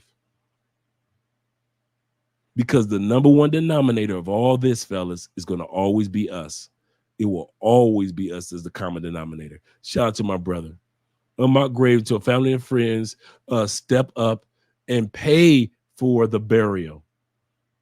Because you've already decayed. Ain't nobody to send back home. So they pay for maybe a proper burial there. Unless they decide to get you cremated and send you back in the urn and take it with you. But that's just about it. Moral of the story, the embassy ain't paying for shit. Even if you lose your passport, and shout out to you, brother, once again for the $10. Even if you lose your passport, most of you guys should know this. And you get, let's say you get robbed, bam, you lost your passport, you lost everything. What the embassy will do, they will give you a loan. They will make sure you get a temporary passport, yes. They will give you a loan for your flight back home, yes. If you don't pay that loan back for that flight before you get ready to take another flight, you can't use your passport. Ain't no getting back on no plane and I forgot to pay the embassy back for that flight. And you call yourself this time you want to fly to Zoom to Thailand. You ain't zooming no damn where until you pay the embassy back for that last fuck up that you did with that heifer in Brazil. And the embassy had to look out for you and get you a plane ticket. You got to pay that money back to the embassy. If you think I'm lying, look it up. That's how I found out about it. I looked it up. Embassy don't give nothing. The U.S. Embassy, your U.S. my country, 'tis of thee, they don't do shit for free. Don't you ever think the embassy, they ain't hating on you. Don't think the embassy is hating on you. They just ain't got nothing for you. The embassy look at you like an ex-girlfriend. You know how you got ex-girlfriends that you don't hate them? You just ain't got nothing for them. That's how the U.S. Embassy look at you as U.S. citizens in another country. That all that bullshit that you see in the movies, if I could just make it to the embassy, we'll be fine. We're in the Middle East and we're fighting to get to the embassy. How many times have you saw, okay, if you think the embassy is so great, how many times have you saw when they attack somewhere in the Middle East, the first place that get evacuated is where? The U.S. embassies. The first group of people who fly out of war-torn areas when they get ready to have a coup to take over countries. Who the first one that's flown out? Staff of the U.S. Embassy. Let them halfway drops anything that look like a bomb anywhere near a U.S. Embassy. Guess what's going to be the most emptiest spot that you're going to see? Because there ain't going to be no staffers there. The U.S. Embassy. Guess what's one of the first places that shut down during the pandemic globally? And I found out this through a friend of mine who's a director in the U.S. Embassy. They shut them U.S. embassies down so fast and got their staff right back home. He said, man, we got home so fast. He said, people in the States didn't even know about COVID yet. That's how fast they shut down the U.S. embassies and sent us all back home.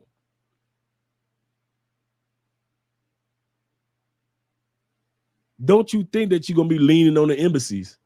Them moments are over. Y'all been watching too many movies. Let me go to these cash apps. If we have any for the Children's Cancer Foundation, and then we're going to go to the comments. I've got something I want you guys to see too.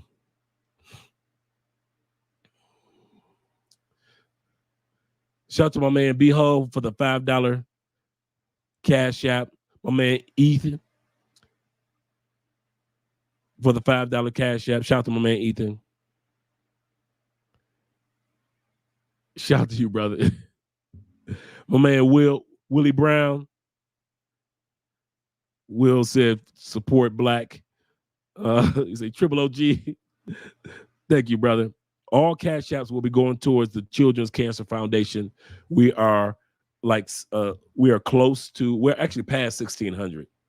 We're only $50 away from breaking our record of 1,700 that we sent last year. Last year here in Cali, Colombia, we gave money to the Children's Cancer Foundation live on the live stream during the first week of January. And this year we did it. We raised money. Andre and I, like last year, we gave the first 500, and you guys built on top of the 500 that we gave. This year we did the same thing. Me and Andre gave the first 500. You guys built on top of that 500. Right now we're at $1,643. So we're almost like a little over $50 away from what we gave last year. So we got a couple weeks, and I think we're going to beat what we gave. We might end up at 1,800 this year. So shout out to you guys for all that you do over the last 4 months to make sure that the Children's Cancer Foundation receives this money, and people realize that Passport Bros do more than come down the country's fucking hoes. I got something I want you guys to see, then I'm going to come to the comments. This is important. I want you guys to see this. I want to share something on the screen.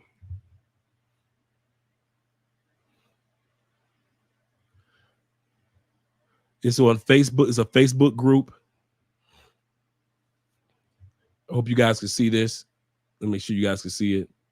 This right here is the Colombia Scopolamine Victims and Alert Group. These are guys that their stories didn't make it to the news.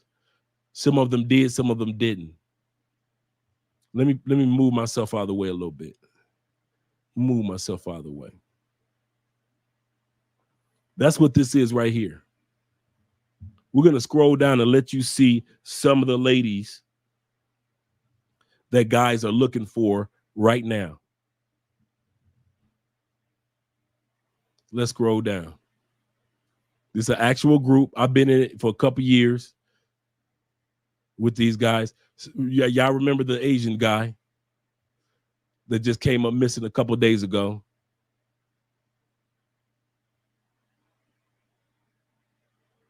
Here's another young lady that they're looking for. Dude says this. He said, beware of the beauty in Medellin. Now I'm going to show you the young lady's face again. Show you her photos.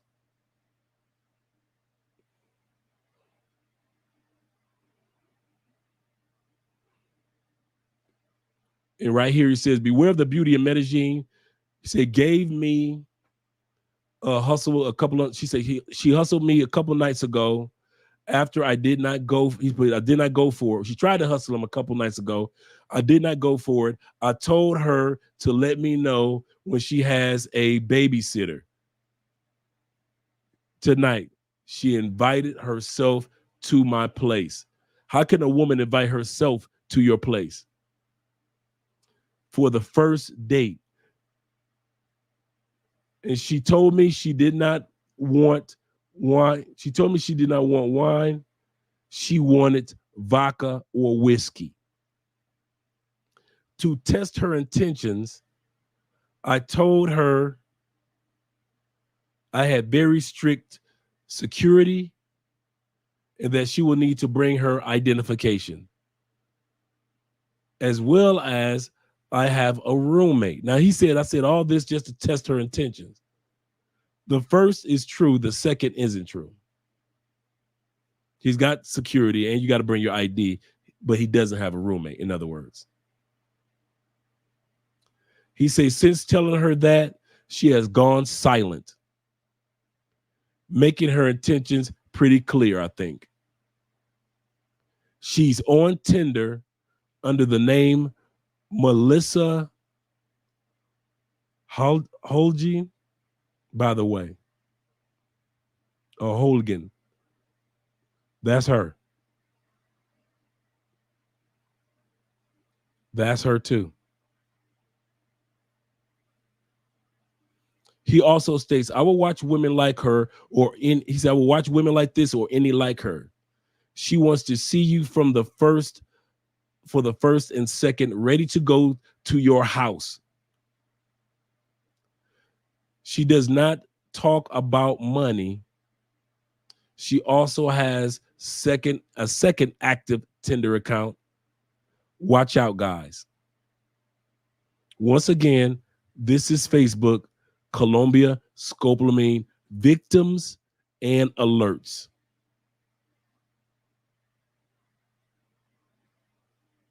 He's telling his story. This is her second account.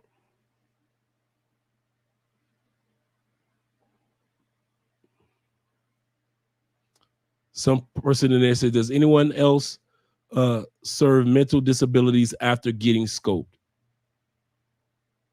This shit has totally ruined my life and ability to talk to people. That's another thing. Let me come back to me real quick. That's another thing that a lot of guys don't realize. Once you get scopolamine or drugged,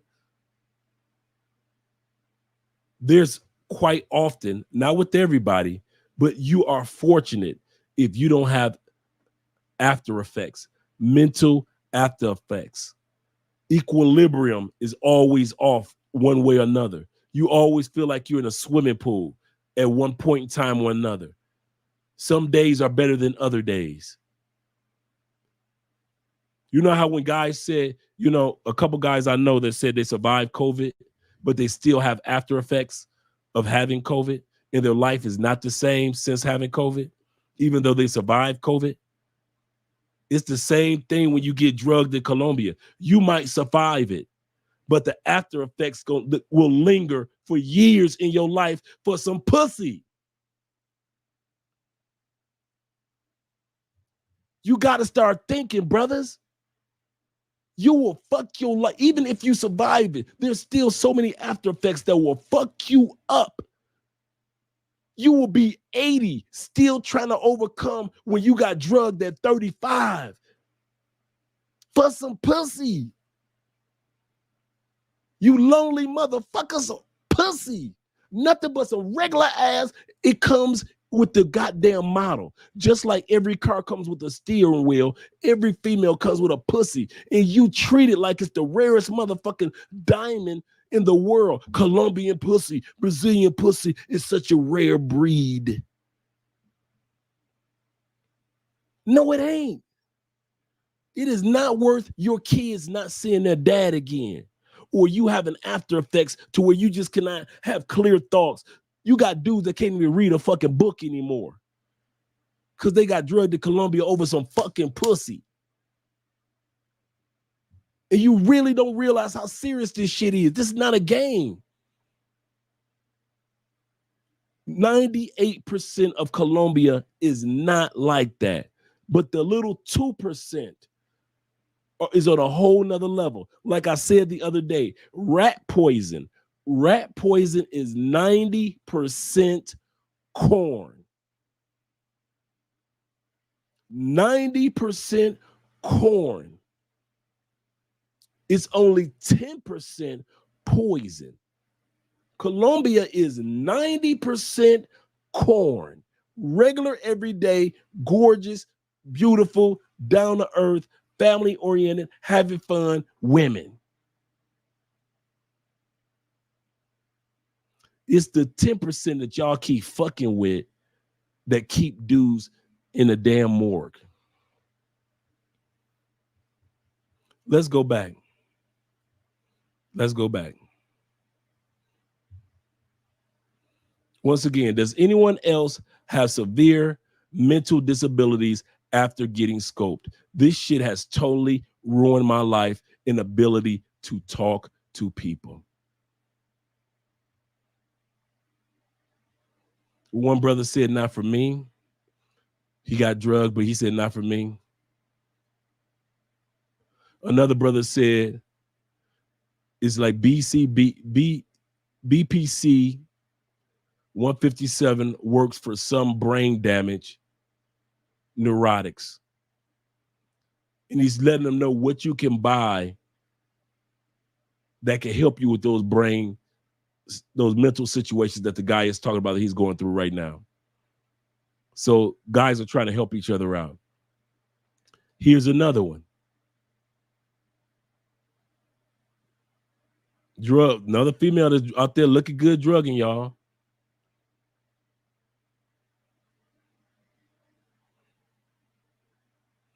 I don't know what this one is. He said, this is how scopolamine is made. I wonder if this is a video. No, it's just a picture.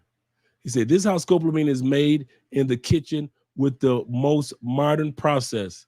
Only takes about 2 hours.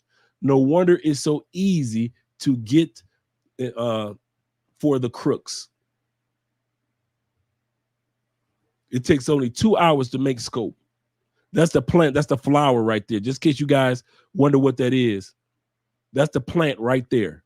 The flower of scope. Put it in the pot. And I don't know the rest of the steps because he doesn't show anything else. Looks like you just put it in a pot of water, let it boil. And then I don't know how to make it into a powder. I don't know. But somehow they take what the resin do, and now they got you drugged out.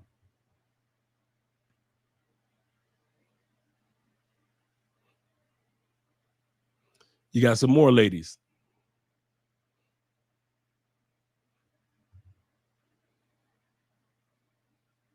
Out there right now, scoping guys. See, if a female makes it to this page, she's either tried to scope a dude or she has scoped dudes and they're looking for her right now. So this is not a page where dudes just post photos of a woman.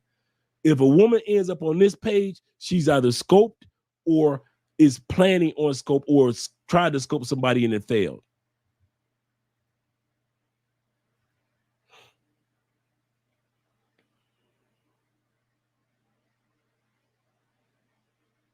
One brother says about the one we just looked at, he said, I met her on Tinder about a month ago, but had a last night. He said, but have in last night I have after she sent me a copy of her cellular, which is your Colombian ID. The night started well, then a few glasses of wine, and I wake up the next day at 3 o'clock. All I remember, I will spend whatever necessary to see them both in jail. That's what the guy said. He said, I met this one right here on Tinder. She came over to the spot. All he remembers a couple of drinks later, he's waking up at 3 o'clock in the afternoon the next day.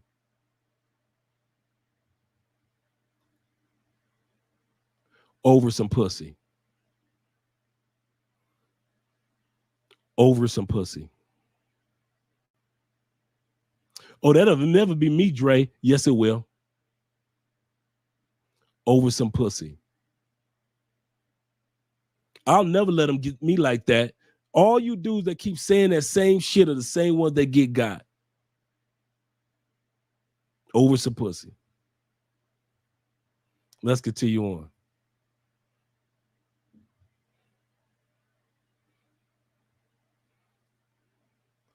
Dude said, I got robbed and drugged even in Bogota. He said, dear members, talking about the dudes in this group. He said, about a month and a half ago, I was robbed and drugged in Bogota. And he tells his story on YouTube. He said, I didn't notice I have been accepted into this group because to get into the Scopolamine group, you have to be accepted into the group. I've been in the group for going on 3 years. I explained to them, I've never been scoped. I'm a YouTuber, but I'm trying to expose these crimes of what these ladies are doing. And I need you guys' help to get the exposure out there. This is a very, very, very private Facebook page. Not everybody can get into this Facebook page. If you look it up, it's private. So when I'm able to give you guys access to this Facebook page, take heed to it. Because a lot of guys don't have access to show you what's happening to these guys. He said the police will not do anything with the information. But maybe this can save someone in the future. If it's okay, I will share the video and pictures in another post. Let's see what his YouTube video is.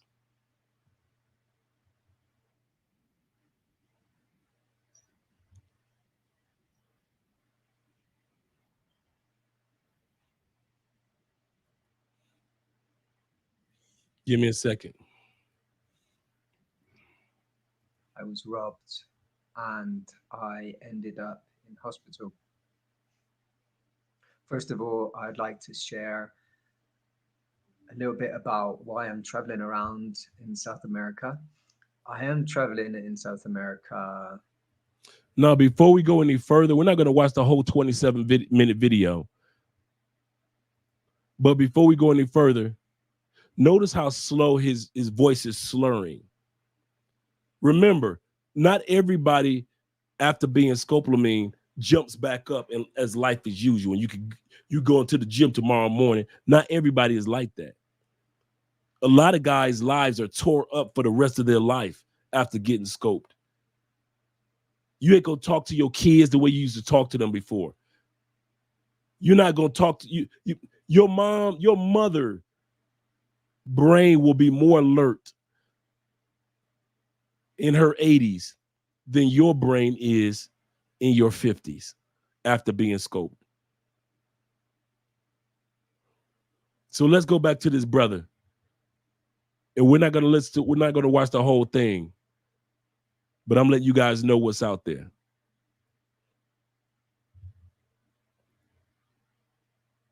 And hopefully also Central America to learn about different indigenous cultures, to learn about ways of healing, ways of being in connection with nature, and also ancient traditions. During this journey, at the end of my journey in Colombia, just 3 days before I was going to travel on to Mexico. Now, remember what I said before. What do I always say? When do dudes get drugged? First days, last days. He said, I came here for nature and learn about natural healing and to be closer to the communities. Just on a spiritual journey. He said, within the last 3 days, this is what's about to happen.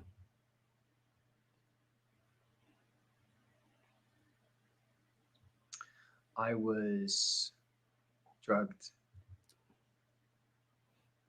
robbed, and like I said, ended up in hospital. Now, first of all, some of you may be wondering how this happened.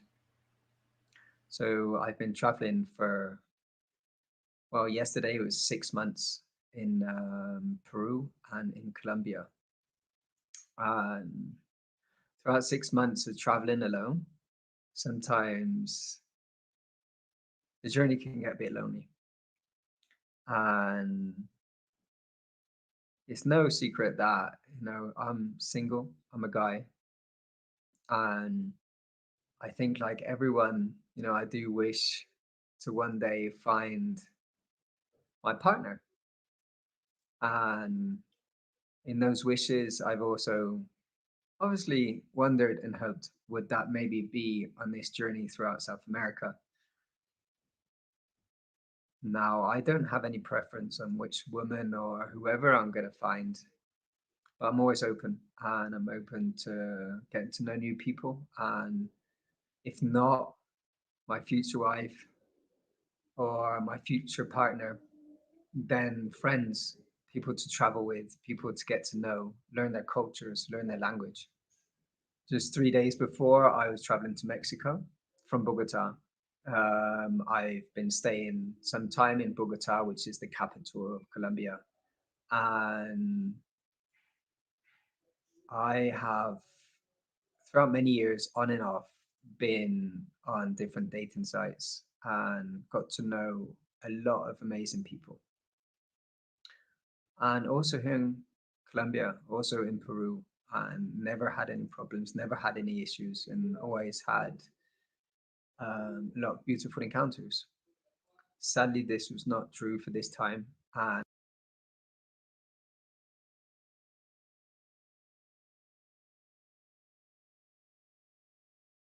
We're going to stop there for a split second. What did I just mention?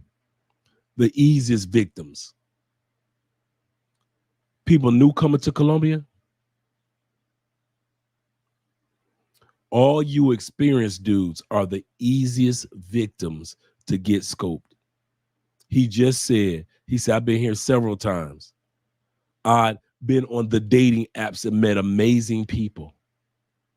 I'm here to maybe, I might just meet the love of my life or just make some great friends. All the things that you do that's been here many times, you think just because you've been here a lot of times, there's a special Captain America shield that you get at the airport. After your 17th trip to Colombia, you get this customized shield just as strong as Captain America's. No, you don't. You the easiest one because you got your guards down. He had been on those websites several times. He's the easiest one. He's met good women on those websites. He's the easiest target. You're the easiest target. Because you've been on those websites several times, but you think you got this special Captain America shield because you know Spanish now. You think you got this special Captain America shield because you've been to South America a few times. And I keep trying to tell y'all, I know English. And guess how many English people robbed me? A few. I know English. And guess how many English people I robbed when I was out there doing it like that? A few. Knowing a language is cool. But don't think that it's a special shield that you get because you know Spanish. All you know is the language that he's using to rob your ass now. All you know is that the language that she's using to coerce and make you feel comfortable. That's all the difference that you got. Ask Colombians who know Spanish and they still get robbed and scoped just as fast as you do. But you think because you know Spanish and you've been here a few times and you got a couple friends in your phone book, your cell phone, you got this special Captain America shield that cannot be penetrated.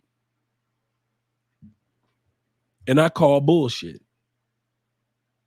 You don't have a special shield that cannot be penetrated. You got to keep your guards up just like a regular everyday dude walking through any city in the States. There's certain parts of Dallas that you know you ain't got no business going to, and you don't go there, do you? What about certain parts of Houston you don't go to, do you? Why? Because they're not safe. So it is here in Colombia. No matter how many times how long you've been living in Houston, you know you don't go to those areas. No matter how long you've been going to Dallas, you don't go to those areas. So it is here in South America. If there are certain areas that you know that you shouldn't be going to, don't go to those areas. Let's get back to the video of the guy. This guy says, I was on a spiritual journey. Within my last couple of days, I got robbed in Bogota. So let's finish his story.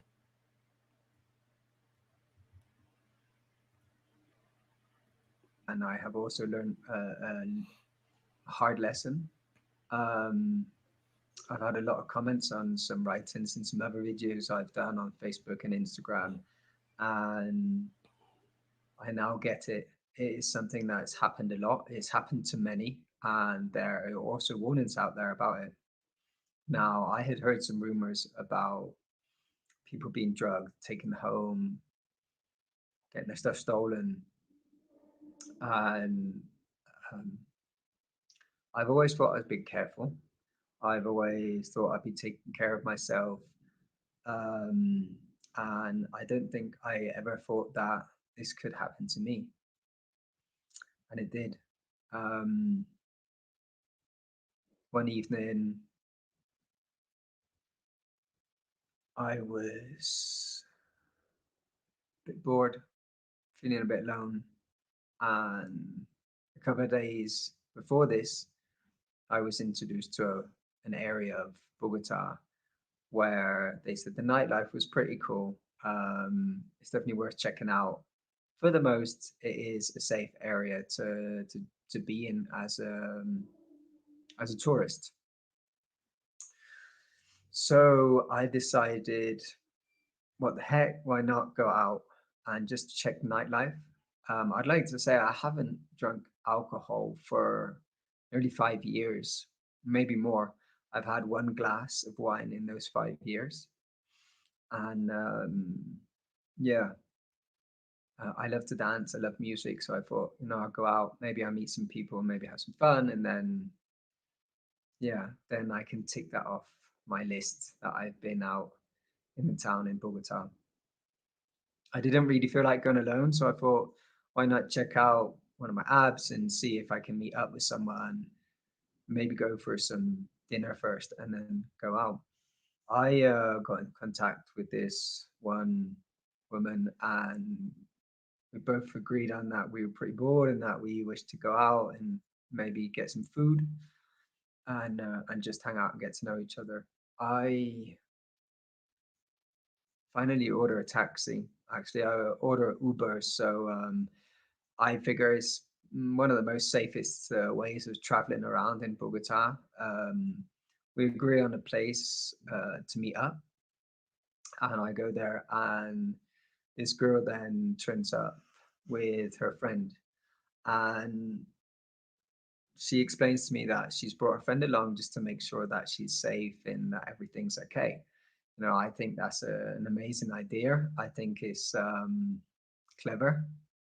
And yeah, I wish that maybe I had brought someone along with me too. But I would also share my thoughts about that in a minute. Anyway, we decide that we want to go and get something to eat, and they recommend, well, both the girls recommend this pizza place, and they said they'll order a taxi and we'll go to this pizza place because it was faster to drive. I agreed to this. Um, we go to this pizza place and they're closed. So we go along the street and we find somewhere else to eat. So we actually go into KFC and order a family meal, and we share this meal. After we've eaten in KFC and got to know each other for a while, the two girls asked me if I'd like to join them in a bar, and it's just across the street. There's not a lot of people. I think there's about four people in the bar, and I thought, there's no harm in that.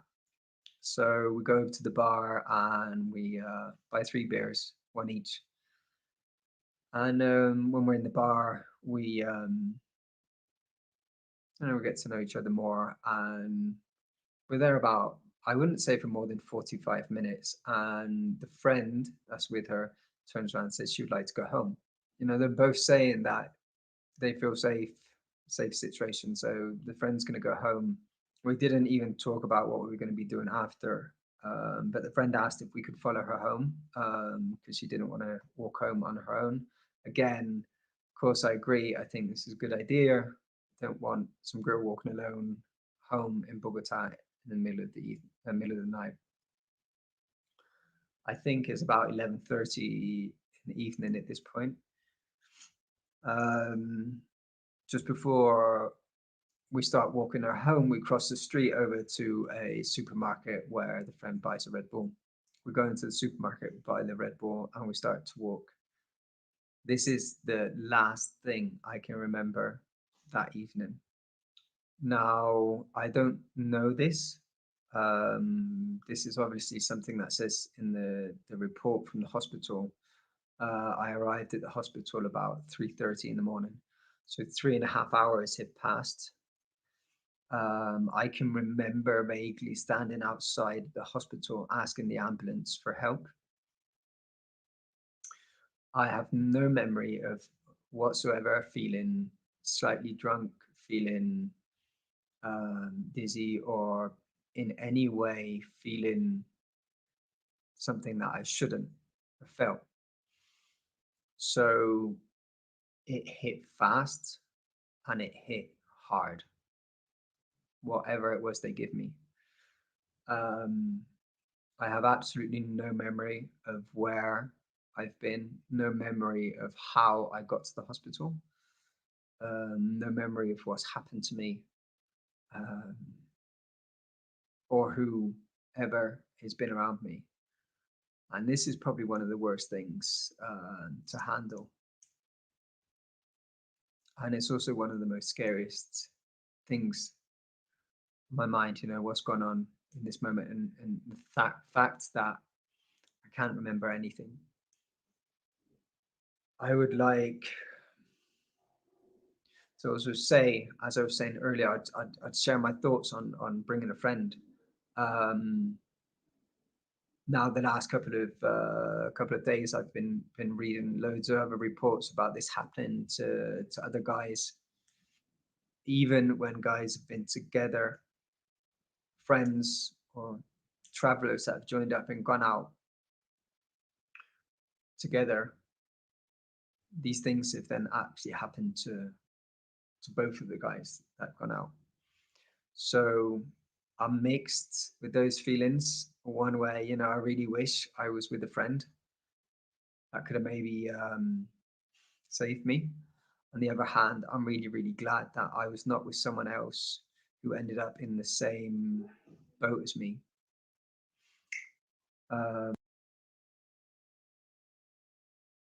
We're going to stop this video right there. We just want to share his story of what he experienced.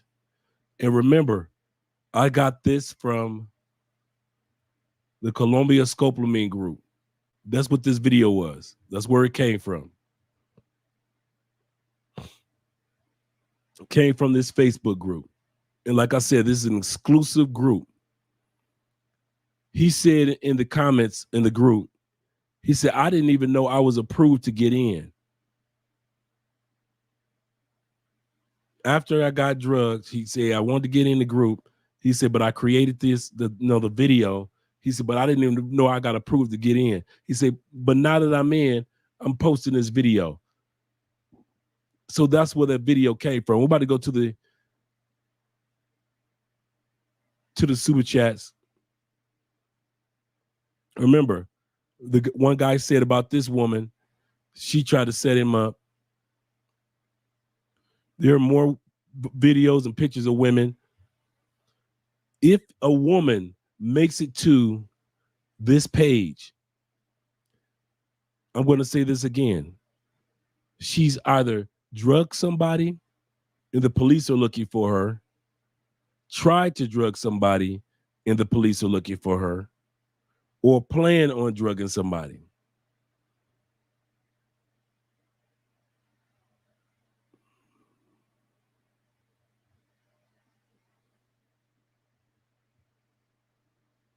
Same chicks y'all go for every time. Same ones every time. These are just some of the after effects that he was saying that could take place with motion sickness, post-operation nausea,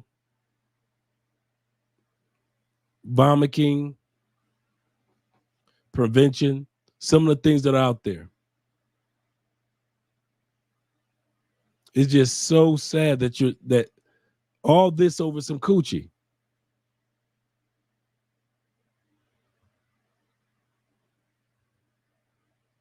All of this over some women.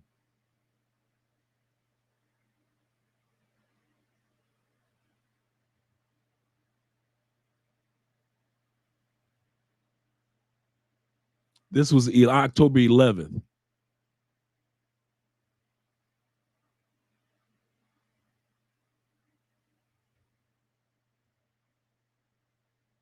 Let's see what the brother says about her. He say Valen is actively trying to set people up in Medellin. All the red flags, does not want to give social media, does not want to share much information about herself. Now he's saying that these are the red flags that you guys need to look out for. A, does not want to give much about their social media. Notice most of her pictures, she's turned away from the camera. B, does not want to share much information about herself, or they'll just straight up lie to you. Next, hiding their faces. whether you're trying to take a picture with them or of them. Pushing hard to come over right away. If they're trying to come over to your place, the first, probably one of the easiest ways to get you guys is these women that allow y'all to smash them the first night. We got 200 plus in the live stream. Make sure you click the like button, guys. We like you. Make sure you like us too. Get us to at least 150. One of the easiest ways is to try to convince you that she want to come over the first night. What do I always say about the first night? Don't smash the first night. Don't smash your last night. Well, Dre, I did my first. I don't give a dude. All you dudes that smash the first night, what the fuck you want? A cookie? You a man. What you want? A star on your forehead like who's in kindergarten? You want a note put to your chest saying he was a good boy. He smashed the first night. Well, I smashed the first night. Nothing happened to me. And that's why you the easiest victims. All you veterans, not meaning military veterans, but you veteran travelers that been to Medellin several times over, you the easiest lick now. So stop trying to, when I'm trying to explain something, and I'm not saying to any particular person, but I know how dudes' minds churn. Well, I smashed 3 of my first night there. Good for you. Whoop-de motherfucking do. Now you on the list of the easiest victims. So now they can wait a year from now and they could have you come up to your spot the first night. Why? Because last year you got a chance to smash 3 of them on your first night. So since you got a chance to smash 3 of them on your first night, guess who's the easiest lick next year? You. Because you gonna let them in. When? The first night. Why? Because last year your ignorant ass did it.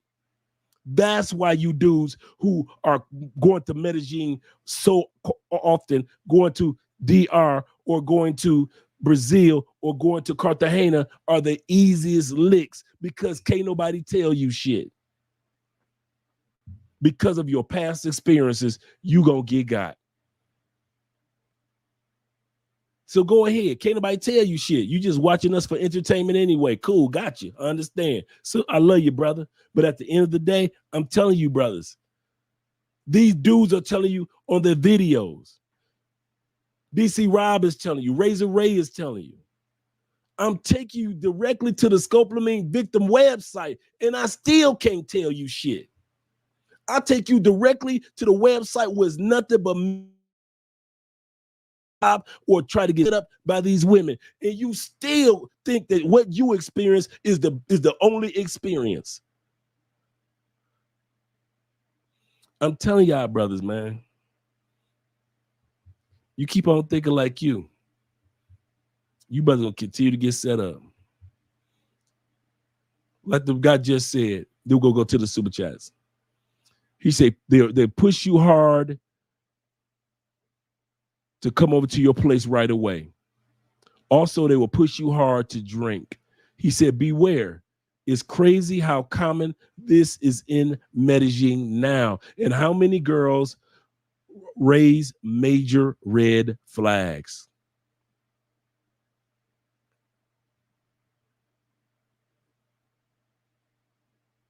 Some dude says, set her up, shave her head, and throw her out in the streets naked. Now, now that one, that'll be a lesson learned. Y'all shave these Colombian women their hair, man, I think that'll shut some things down too. I'm not saying do something to other people physically, because you're right. You shouldn't be putting your hands on anybody. More Tinder girls. This dude, he says, I'm looking for someone to set up a sting operation on a Tinder girl. I found her profile again. Who has connections in Colombia to actually imprison people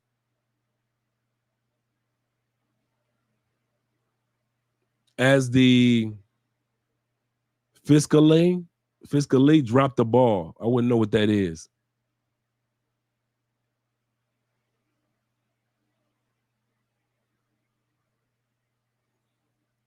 Here we go again.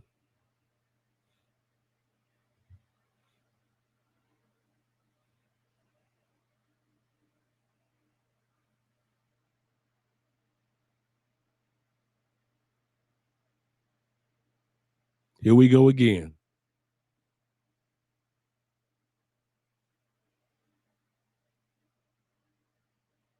She probably sent this same video to a couple hundred dudes. He said, careful in Santa Marta. She matched me on 2 Tinder accounts in 3 minutes. Typical story. It was 2 a.m. She had a amiga, meaning one of her girlfriends, Paisa, one of her girlfriends from Medellin, in other words. She wanted to meet immediately. It's 2 a.m. They link up on Tinder. She's got a girlfriend. All the signs of what my man just said in the video. She wanted to meet immediately. I got her WhatsApp number. After she responded to my message, I called her on the video and recorded her without knowing. That's where the video came in, without her knowledge. She is the same girl as in the pictures. I told her Paisa plus Amiga plus Tinder plus immediately normally equals scopolamine. I told her there was a Facebook page dedicated to similar stories. She wanted to see the page. Talk about this page. But there's a long story. I'm not going to read the whole story. But let's go to the last paragraph.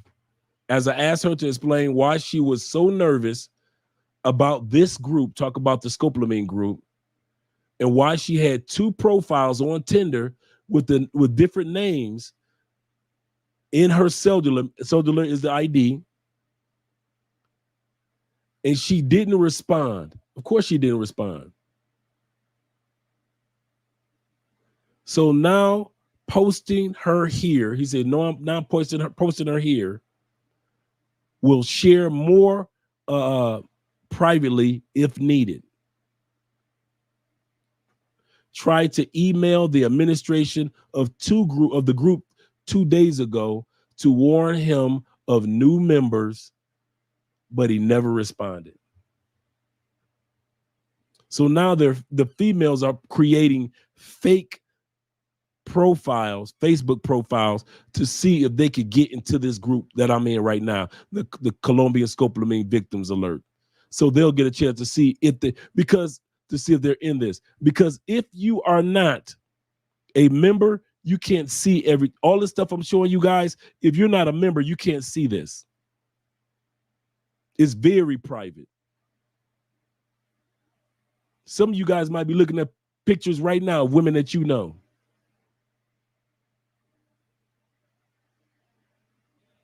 He's a real POS that's drugging and robbing foreigners in Cali. Kind of figured that when I saw the black girls. She drugged someone last year and still active on Tinder. Visitors to Cali, beware of Sophia. Just remember you're in Cali, not Medellin. Doesn't mean you're safe from being drugged or robbed. He's absolutely correct. Just because you're in Cali, Colombia, does not mean that you are safe from being drugged or robbed, just because it doesn't happen on the scale of Medellin.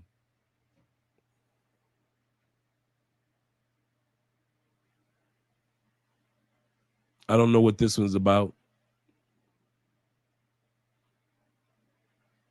And there's one guy that's collecting Tinder stories, and you got another one with a sister. He say, this thing tried to rob me or tried to match with me in Bogota. I matched with her, played with her, got a number. Everyone should message her and try to set her up. Would have, he said, I would have if I was in Bogota, but I was only there in transit. So this sister tried to set him up. And he put the message and all her information out there on the group.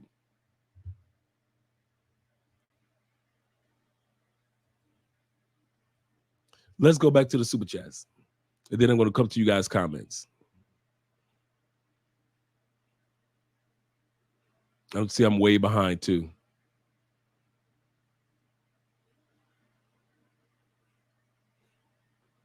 Let's go to my man Jordan. If I missed your super chat, guys, forgive me. He say lust is a man's worst drug. Absolutely correct. Father of many nations, my man Abraham's in the building. Shout out to you, brother. Make sure you guys click that like button.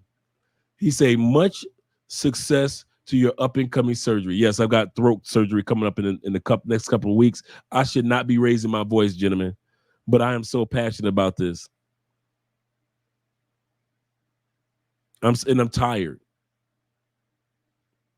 DC Rob is tired. Razor Ray is tired. Same stories in and out.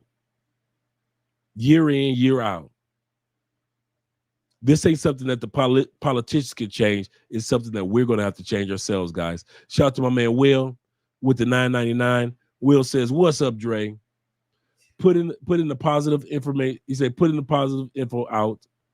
Talk about the brother video who got proposed to by a Brazilian woman. She asked a passport brother to marry her. That happened to no one. That has happened to no one.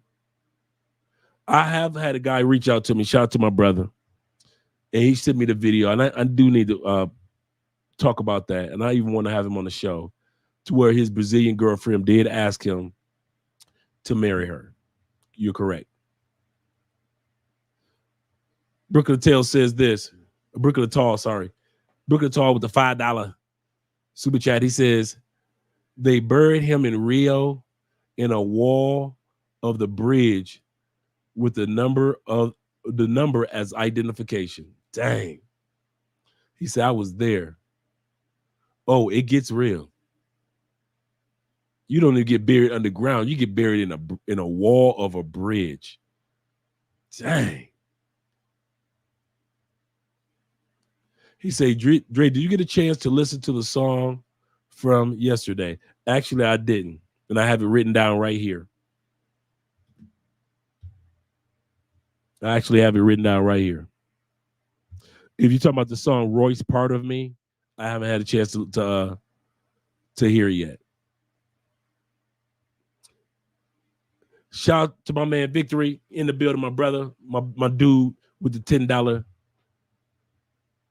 super chat. Let's get to what some of you guys are saying as well. My man Chris in the building.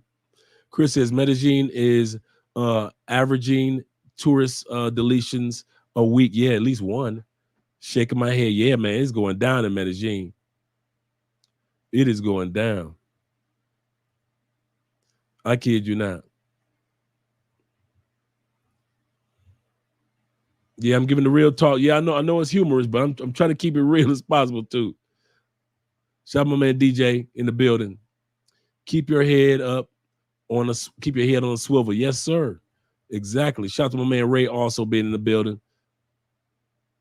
And once again, my man B Hull. Let me go to the top, continue to get the shout outs from the top to the bottom.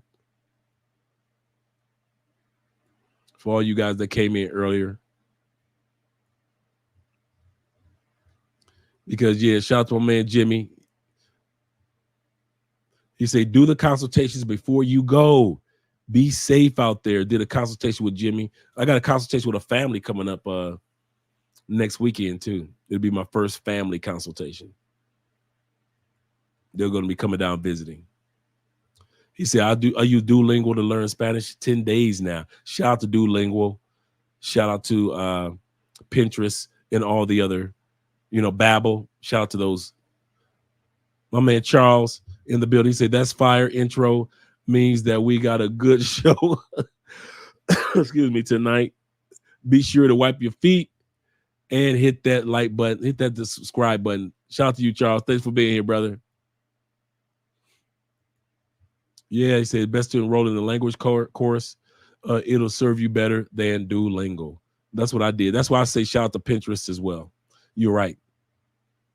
Mr. Brown's in the building. He says, what's up, Andre? I hope all is well. Everything's going pretty good. Pretty good. And Tony's in the building. Let's go. Let us go. Yes, yes. Stanley said, what's up, Dre? Consultation. What is Andre's consultation email? Let me put the email out there for you guys. I know other guys have probably put it out there, but let me put it out there for you guys again. Put the banner out there. Let's go. There we go. Just shoot me an email. Let me turn our music back on. There we go. Let's get us some music going. Let's change the ambiance. There we go. Some grown man smooth at night music. Shout out to the Quiet Storm.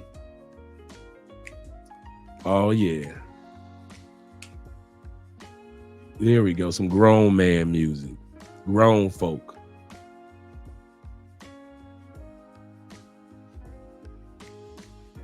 Let me get back to where I was. We got Tony, let's go. Blah, blah, blah. My man Stanley with the consultation. There's the consultation information right there. Stan, hit me up.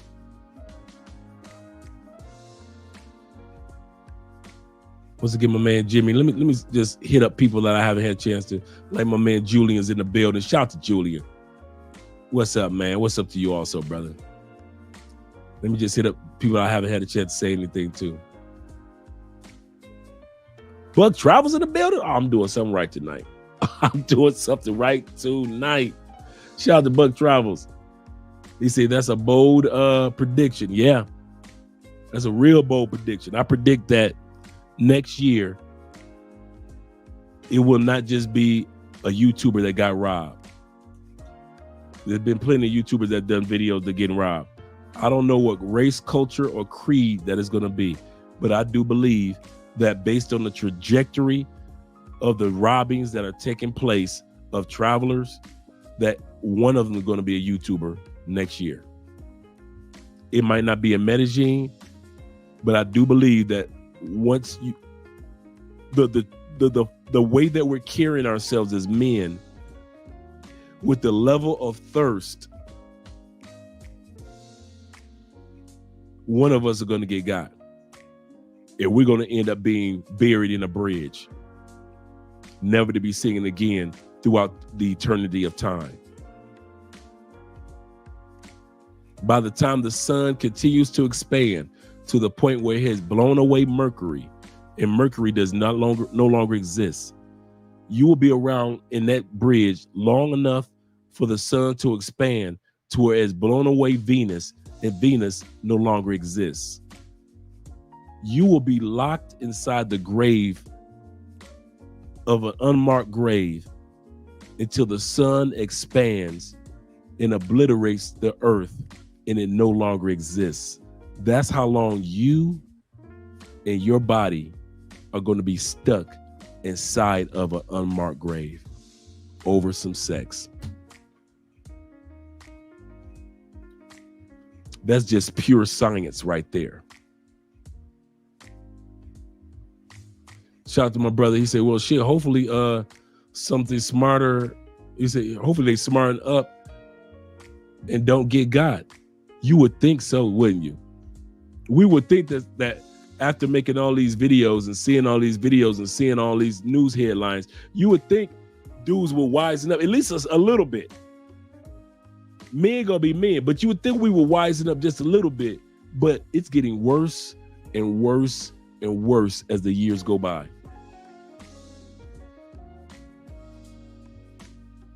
what Quill says, he says, I don't think it's bad. He said, I don't think it's a bad prediction. Dudes are moving recklessly, taking no precautions. I mean, you see it. You know, like Prince wrote the song Signs of the Time.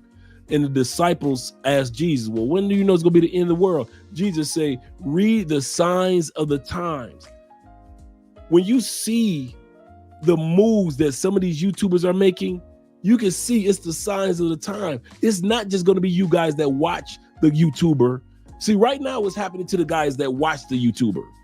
You guys are getting robbed. You guys are getting deleted. It's no longer going to be the guys that watch the YouTubers getting got. It's going to be the YouTubers themselves, because you're learning this tomfoolery from them. Like I said the other day, nobody discovers travel to Medellin out of nowhere. You ain't just sitting around the house and say, you know what? I got 7 vacation days left, you know, I can go on a cruise or, and you just so happen to be watching Netflix and all of a sudden Medellin pops up. No, it don't happen like that. Your ass was watching some YouTubers and you saw their ass partying and you like, where is that? And they're like, look, where are all them beautiful women? And they're like, Medelin Colombia, and you got a passport and you got a ticket and you want to be like your favorite YouTuber in Sosua, in Thailand, in Belize, in Mexico, in wherever your favorite YouTuber goes. You got you a passport, you got you some tickets, and you got you some days off. And your favorite Medellin just so happens to be going to Medellin. I mean, your favorite YouTuber just so happens to go to Medellin, and you take your happy ass there. You know how I know? Because that's how I did it.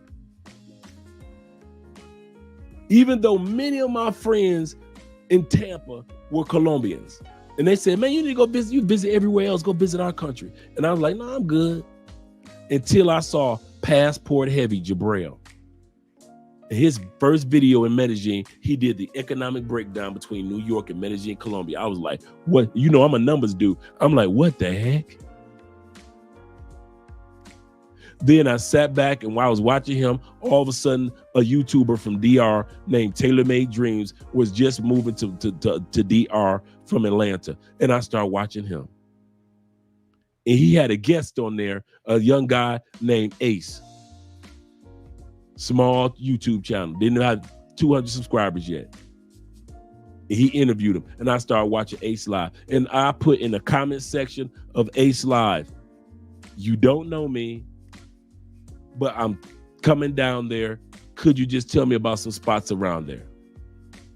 Ace responds in the comment section, email me. Can't wait till you get down here, brother. I will show you around.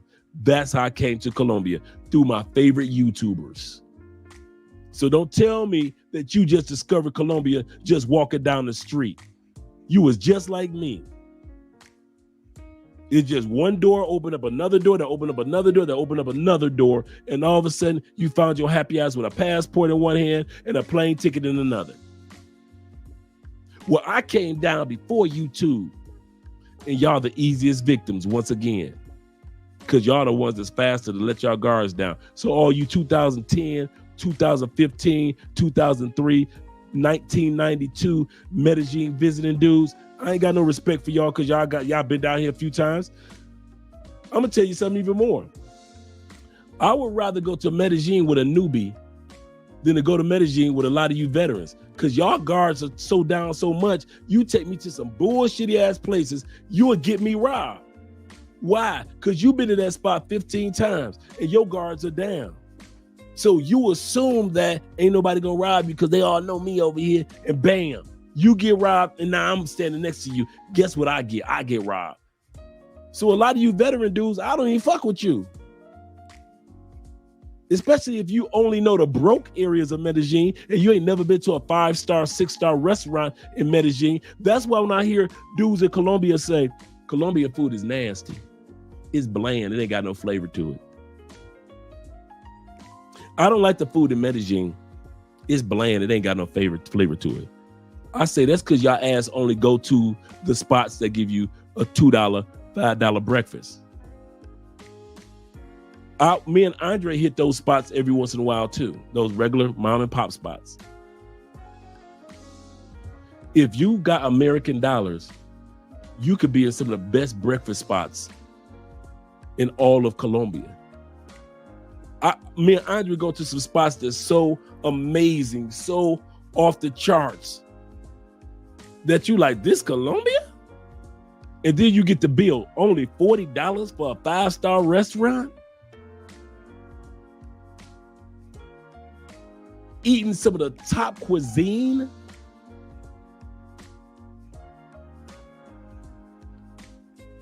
And you dudes want to sit back and go to Medellin and eat the bland food. And some of the top restaurants in all of Colombia are in Medellin. Not all, but many. I don't fuck with you veterans. You accustomed to being around broke women and beautiful bottom feeders. I don't fuck with you, especially in Medellin. You used to being around broke people in broke areas, even though you've been going to Medellin since 2005. You're not impressing anybody. Shout out to my man, excuse me. Shout out to my man, the poor man's podcast guy, passport guy. Shout out to you, brother. He said, my family is on the way, is on vacay in Medellin now. He's afraid to leave the block. That's sad. If you're in Medellin, there's so much to see, so much to do. You shouldn't be afraid. Medellin is an amazing, very modernized city in many areas. He should really enjoy himself. Now, if he's lured to or has a desire to go to areas where he shouldn't be going, that's problems on him. But most of Medellin is a really amazing city. I've never had a problem in Medellin. Me and Andre, the few times that we've gone, great times in Medellin. Why? I don't walk in your circles. You go to broke spots, I go to 5-star spots. Why the hell will I have the strength of American dollar and I'm going to broke ass spots like broke ass spots in the States? I'm not going to areas that if it was the States, they selling catfish dinners on the corner. I don't go to those spots. My dollar is so strong to where I can go to 5, 6-star restaurants for breakfast, lunch, and dinner. And y'all expect me to go to broke ass spots? No, you do that. Cause you like broken women. So broken dudes with money in your pocket, you go to beautiful bottom feeders. You like broken women. I don't fuck with that. And you shouldn't really, because your money is too long. That's like a dude like Usher going to a chicken spot in our neighborhood when he know he can hire the chef that works in that chicken spot.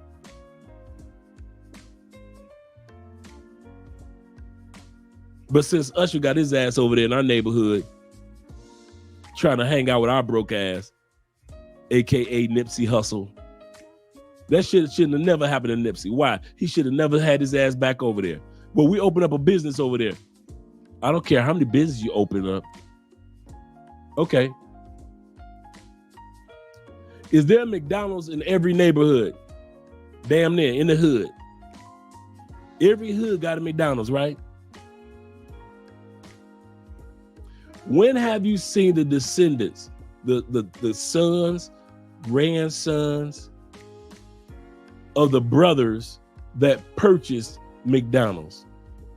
Of my man that purchased McDonald's, the original dude that purchased McDonald's from the brothers, and his family still owns the franchise. When was the last time you saw any of those family members, just because their business is in the hood, when was the last time you see any of those family members or descendants of the founder, that family still owns McDonald's? When was the last time you seen any of their ass in the hood just because their business was in the hood? Ever. When have you seen any of the descendants of the Walton family in the hood? Wait a minute, there's a Walmart damn near every neighborhood. Why doesn't the Walton family go to the hood? They're in the hood. Well, if the rich know just because I got a business in the area doesn't mean I got business being in that area. Why the fuck are we building businesses in these areas? That's a good thing. But we're always in the area as well. Bruh, if I owned a business in the hood, ain't no fucking way y'all know about it. If I own properties in the hood, those broke ass people in the hood wouldn't know that I owned it. You don't see Trump going to his apartments that he owns in them dilapidated neighborhoods. There was no way Nipsey Hussle should have got shot. There was no fucking way that young man should have got shot. Because he had no business having his ass over there. Starting businesses and hiring people, yes, that's a good thing. But having your ass in the hood in the name of I'm still part of the community, I know my ass is not a part of the community no more. Hell no. And no matter what country I'm in, I am not part of the hood. No matter what country you send me to, you will not find Andre ass going to hood shit, doing hood shit. And if I was single, you would not have a hood chick on my arm. I didn't do that shit in the States, and I'm not doing it out of the States. You never, anybody that saw me in the States, even my Uncle Jeffrey can tell you, he ain't never seen me with a ratchet ass woman on my arm, ever. And Jeffrey was right there. We living together. My uncle Ghostface in the chat, he'll tell you, he ain't never seen me with a hood bitch, ever. Ever.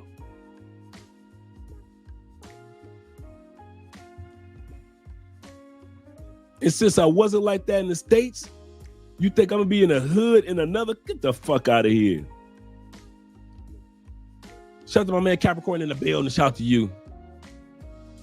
And he said infantry is already 10% of most militaries. Most of the military is soft. Hey, I ain't trying to start nothing with nobody. I don't want no trouble with the military brothers. He said more of my fellows get better with Spanish or when traveling. We cannot be thinking with just one with our wood only. This is so true, brother. This is so true. Shout out to you, Richard. My man Richard said, he said, what's going on, DC Rob? Just that was good. He said, just kidding. He said, I see the title. He saw the Rob part and the video this afternoon. Oh, you said you saw the video this afternoon. I have seen it. I haven't seen it yet. He said, I'm prior service, military service. Shout out to you. Thank you very much for serving. Sounds like police and not the U.S. military. I don't know, brother. Shout out to my man Tevin King in the building. Happy Sunday, everybody. Please remember to respect the chat. Be respectful in the chat. The dividend passport bro, man, about his money. He said, a guy just got robbed in my building in Cartagena on Thursday. He is from the EU. Guys, be careful out there. Be careful out there. Once again, my man J-Rock says, so they still deleting men and get what out of it? A meal for a day. They delete them and they steal whatever they can. And if you ain't got nothing, maybe they just get the meal. You're right. But if you got something, they may take your ID. Think about it, your passport. That has value. So they could take that passport, make some changes and arrangements to it and reuse that passport. I don't know how they do it, don't get me wrong, but your passport could be sold. So they may just get you, you could get deleted just having your passport. He said the cartels are up on the game. Yes, they are. Yes, they are. Shout out to Capricorn Way.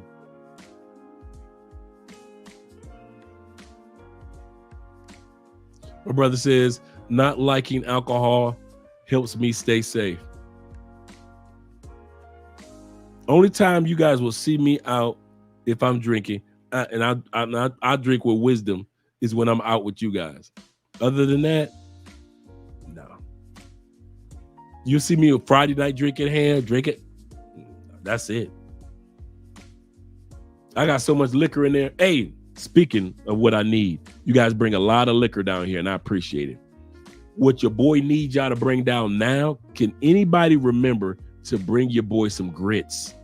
Yes, just regular, everyday grits. Some of you guys that are coming down, hey, Dre, I got some grits for you. I need that. I appreciate it. That's I thought about it the other day. I say, what happened? Because you guys are always asking, hey, Dre, you need anything? I'm on my way down. And I'm always like, no, I'm good. And y'all usually bring me a bottle of liquor, some great liquor. But now your boy just needs some grits. I haven't had grits in a while, if like forever. And I was like, you know what? I could use some grits in my life. Some grits and eggs. So that's probably one thing that I miss about the States, some grits. So if you guys can remember that, I appreciate it.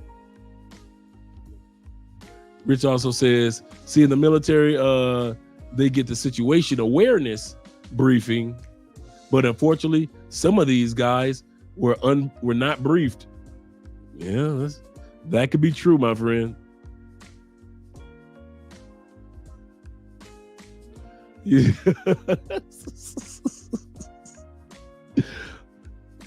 I wish I could deny it, but it's so true. It's so true. He said, shout out to Jamon. Shout out to Jamon in the building also again. What's up? Big bro Andre and the chat family. I'm working my way down past.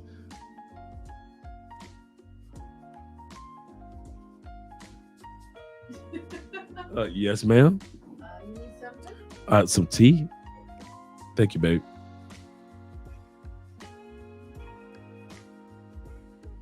I appreciate you.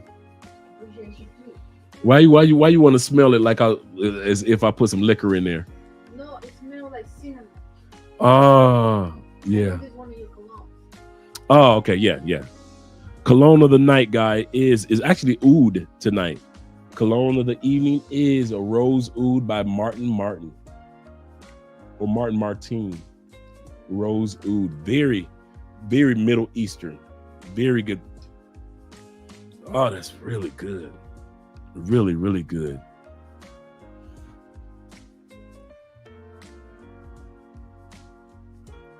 Big Speed's in the building. Shout out to you. You say these girls are the most Virginia and gringos. These girls are the most Virginia and gringos. I didn't get that. They come from the money,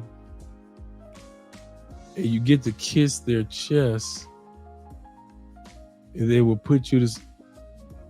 I think I'm seeing where you're going with that, but give me a little bit of clarity. Shout out to my man James in the building. He said, I'm from an ex-infantry, war Grint. I hope I pronounce Groot. He said, luckily I grew up on the streets and speak Espanol.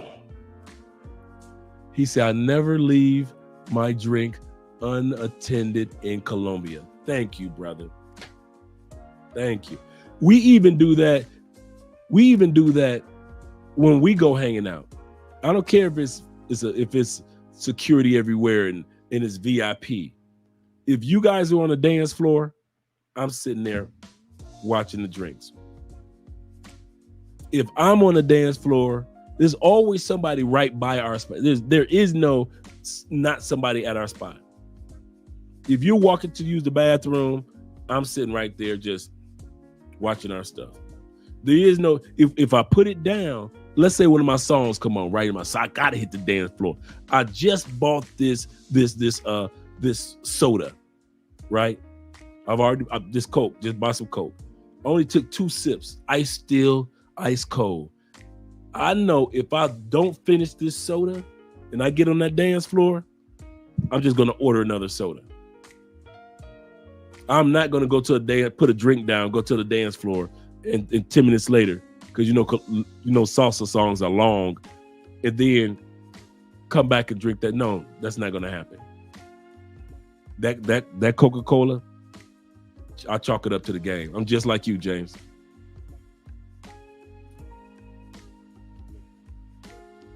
He said, I was only smashing the other military women. Hey, the reason I'm laughing because you sound like how I would be. You sound just like how I would be. No pedestrians, only professionals, no pedestrians. He said, fortunately for me, the U.S. Army look like United Nations when it comes to the available P. That is exactly how it would be, I swear. Yeah, I would be messing with no civilians, no pedestrians, man. It'd be everybody. Yeah, it'd be some, yeah. Yeah.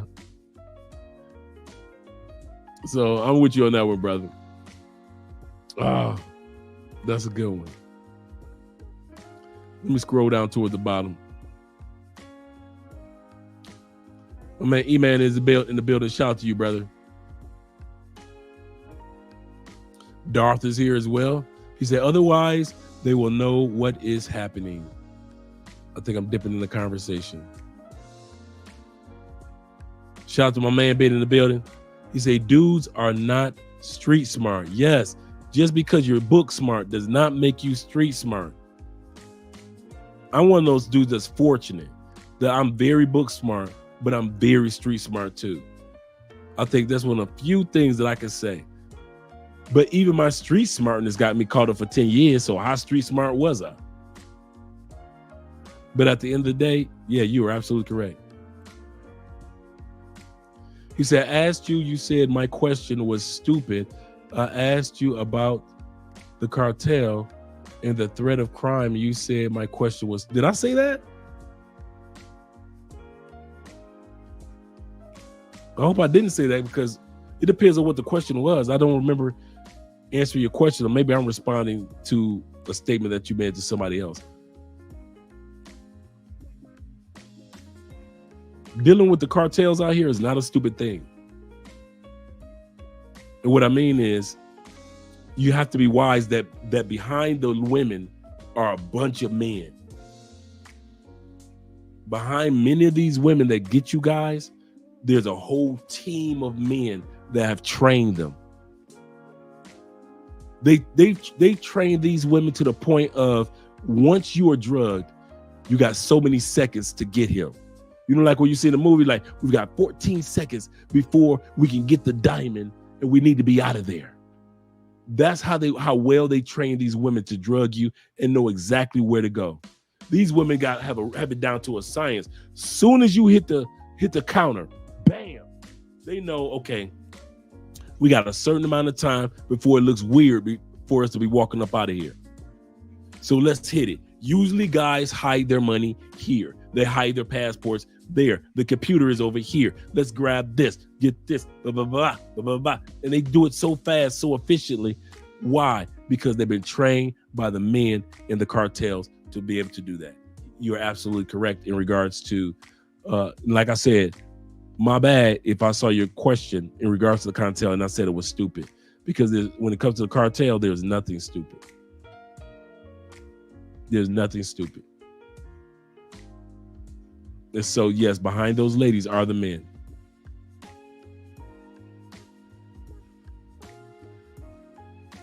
You say, really, bro, is it that serious? You keep posting the same comment repeatedly. Are you liking the... Well, I'm dipping the conversation. Shout out to you guys. My brother, my family, man, I don't even know Rich if Sean is still here. He said, I'm so glad I'm at age physically and mentally where I'm more caught up with experiences versus vagina when I travel. Absolutely correct. I kid you not. If you guys don't know who this is Sean D. Upshaw. This is my brother, my friend from the States. I'm talking about my dude. I only got a couple dudes. My boy D, my uncle Jeffrey, Sean D. Upshaw. So just in case y'all wondering who my dudes in the States.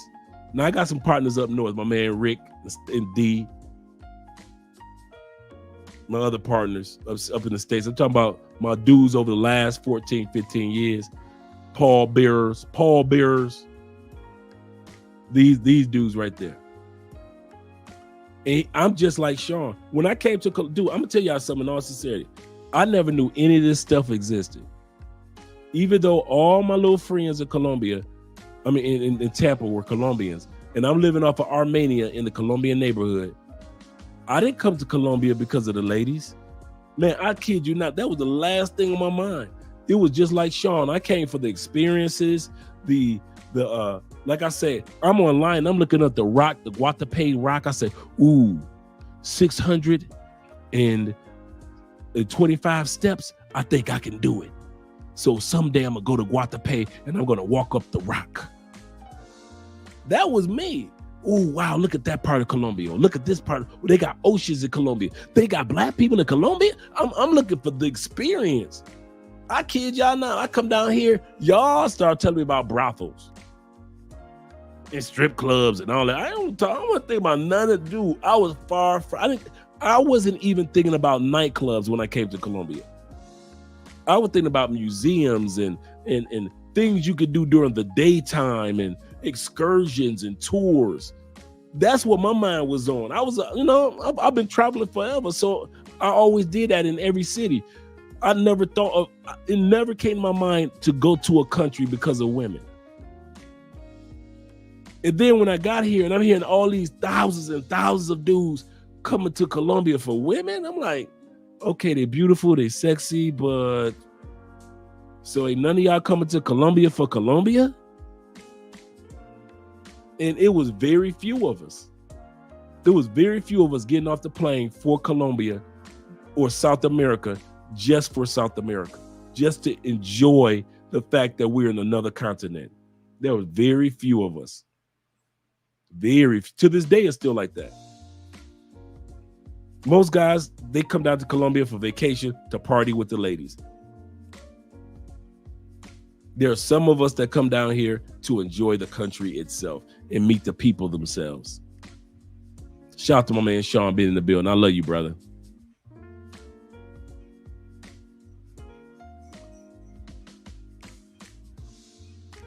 He says, unsubscribing because I asked about the cartel and the treat of crime, and you said, bruh, I've been doing YouTube me and Andre have been doing YouTube for 4 years. This April 19th coming up. We've had thousands of points. We got, between all of our 5 channels, we've got about 200,000 subscribers, right? That's a lot of subscribers.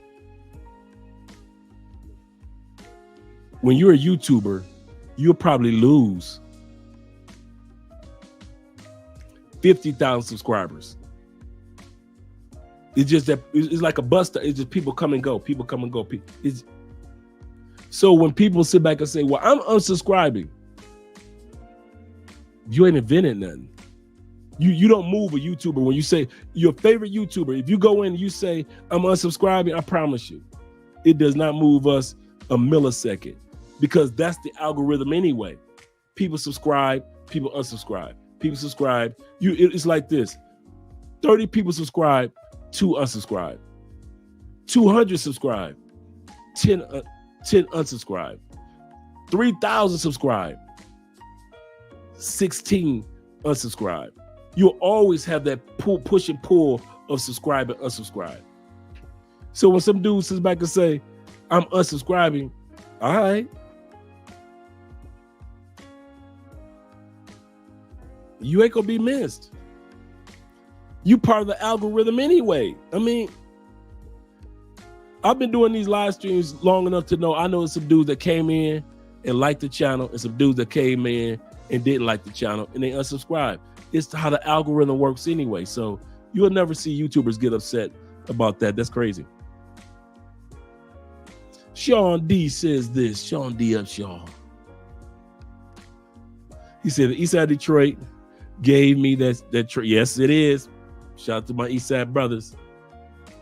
Eastside Detroit gave me that trained eye to see bullshit. Correct. All you Chicago boys, Detroit boys, New York boys, stand up. You Carolina boys, all you boys from the Bay Area, all the way down to LA area. All you boys from the Midwest, Ohio players. All you Kansas boys, St. Louis boys. All you cool brothers in the dirty, dirty South from Tennessee all the way down to Atlanta. All you Florida boys, New Orleans. All you Dallas boys, Houston boys, Phoenix AZ boys. You'd have been in them streets long enough growing up to where you know some BS when you see it. Shout out to all of us big city boys.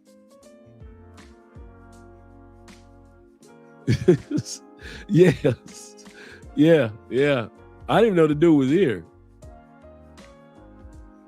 Yeah, we gotta let this dude go.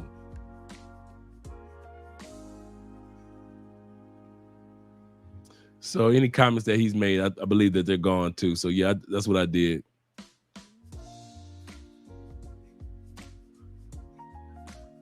He said, I like that, Andre. No more dick. Yeah. You put them bottom feeder chicks. I meant that. You guys need to start boycotting bottom feeder women. I don't know why y'all think women in South America that got money don't want to have sex with y'all. I'm gonna say that again. Because you're American or European and your dollar is worth 4 times as much, you have access to a level of women in South America that men in South America that have been born here don't have access to. It's time for y'all to start acting like it. If you got a chick and she broke, no job, no bank account, but just because she's sex, man, bruh. You know how many beautiful bottom feeders I turned down before I met Andrea? Man, no, hell no. No. We gotta stop giving our time and our energies to women that we know if we were in the States, we wouldn't give them our time or our energy. Excuse me. Shout out to Donna being here. That's Brothers Love. Thank you, Donna. Glad to see the lady. You represent the ladies.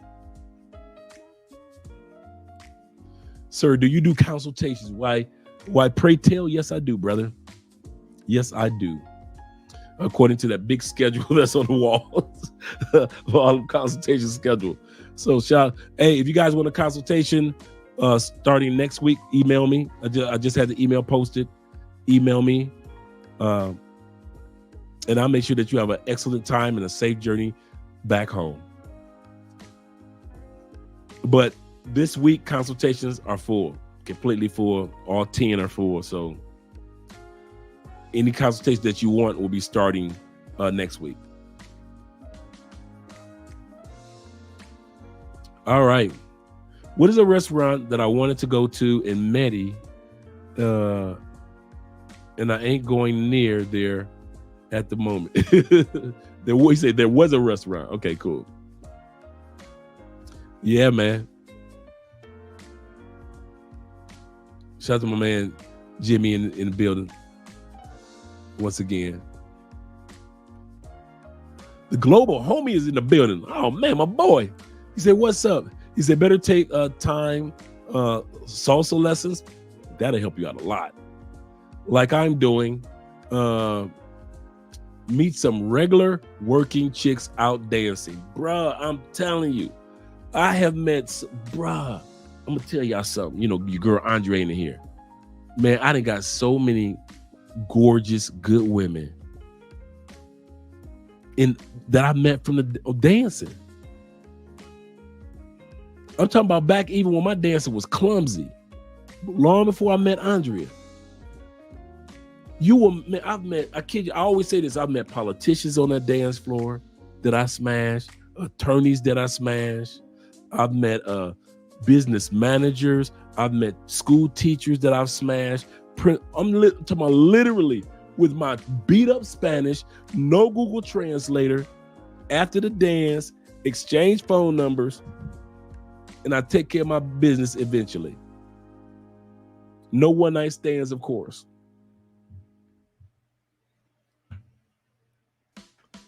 I kid y'all not, that salsa, that bachata, merengue, that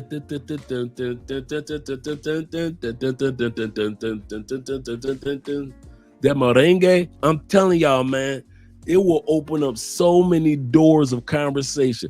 By the time I'm talking about, I've known their mama name, what school they went to, do they own a car, bike, or motorcycle, do what their job, how long they been on the job, first, last, do all that in the middle of a song, bruh. While you spin them around, you just conversing, and it's the craziest thing. He is not lying. Get your steps up. Get you a salsa class. Dude, the ladies in the salsa classes will introduce you to other ladies. He ain't never lied. I kid you not. The bachata class. You do not need to just be in DR to know bachata. All right?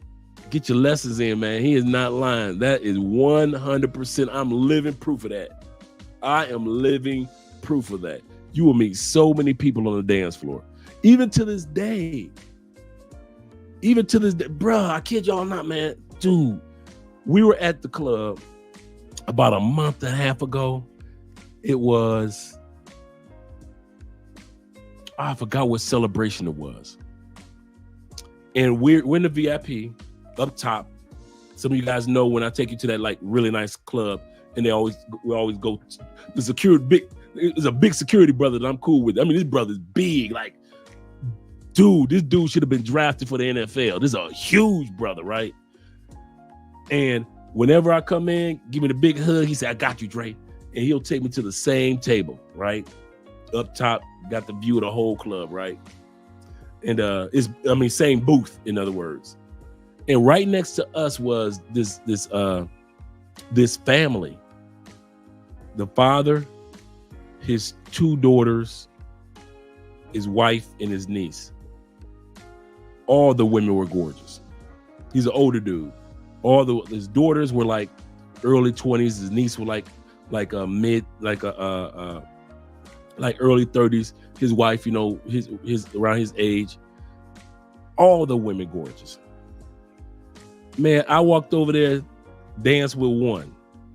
Man, by the time I got done with the dance, I knew the whole story of the whole family, that they were from Chile. They had come down just to spend some time with family. I mean, I'm cool with the dad. I'm everybody at the whole thing. I danced with mom. I'm like, come on, girl, let's get on this dance. We having a great time. Total strangers. I know all about the whole family just from dancing with each person. That's how much dancing can open up doors of networking for you.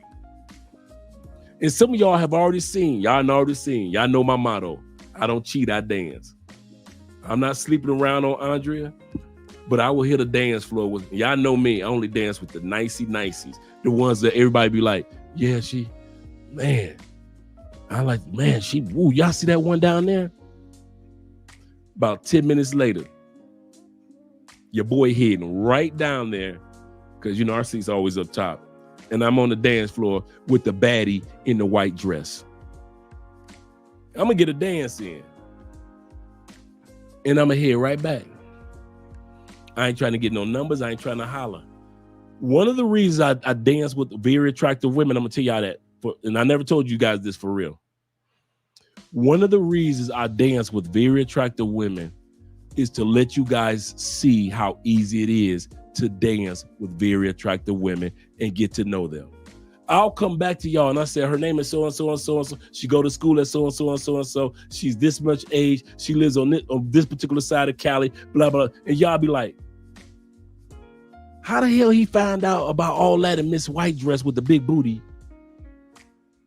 on one song? And so I think if y'all see me go down, because sometimes it'll be like a table full of dudes, and it may be 2 women.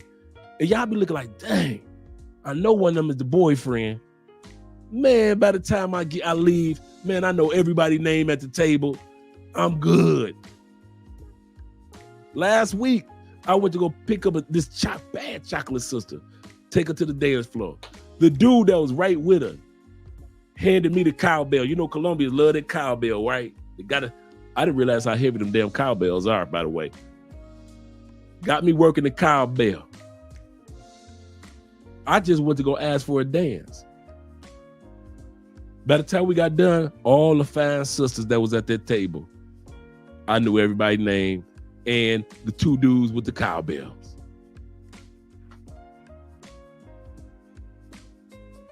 So I end up dancing with like 3 or 4 of the women from that table. A lot of times I do that to let you guys know and see that's how easy it is to dance with somebody. Remember, like I always say, you don't ask for a dance in Colombia. Ever, ever, ever, ever. Do not ask for a dance. Bruh, don't ask. Stick your hand out and don't say shit. She'll let you know, no gracias, or she'll just slip her little hand in your hand and you lead her to the dance floor. Don't ever ask for a dance in Colombia. Ever. They're gonna look at you like, huh? Well, what the fuck are you talking about? You just stick your hands out. They've been dancing like that since they were in kindergarten. Stick your hand out. Ask for no dance? Now, when I first got here, I was like the rest of y'all, hey, baby, you want to dance? But no, that's the States. Okay? So I was like y'all too, but then when I discovered I ain't got to say nothing, I'm like,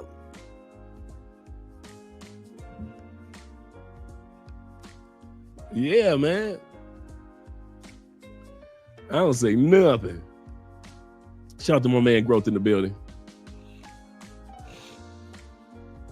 We got 172 people in the building. Make sure you guys click that like button. I like you.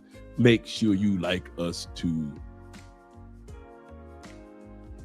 Yeah, boy. Y'all got some of them Venezuelans down there. Man, I've been hearing New York getting dangerous. Y'all got some of them immigrants in Chicago, New York, other parts of Texas. Man, I've been here. It's getting dangerous out there in the States. Y'all got Venezuelans everywhere. Shout out to my man Patrick in the building. He said, damn, another one bites the dust. For real.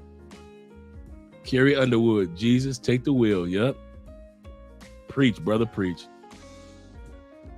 Preach, brother, preach. And I've been trying my best to cut back on this profanity. Come on, Dre, it's going to get better.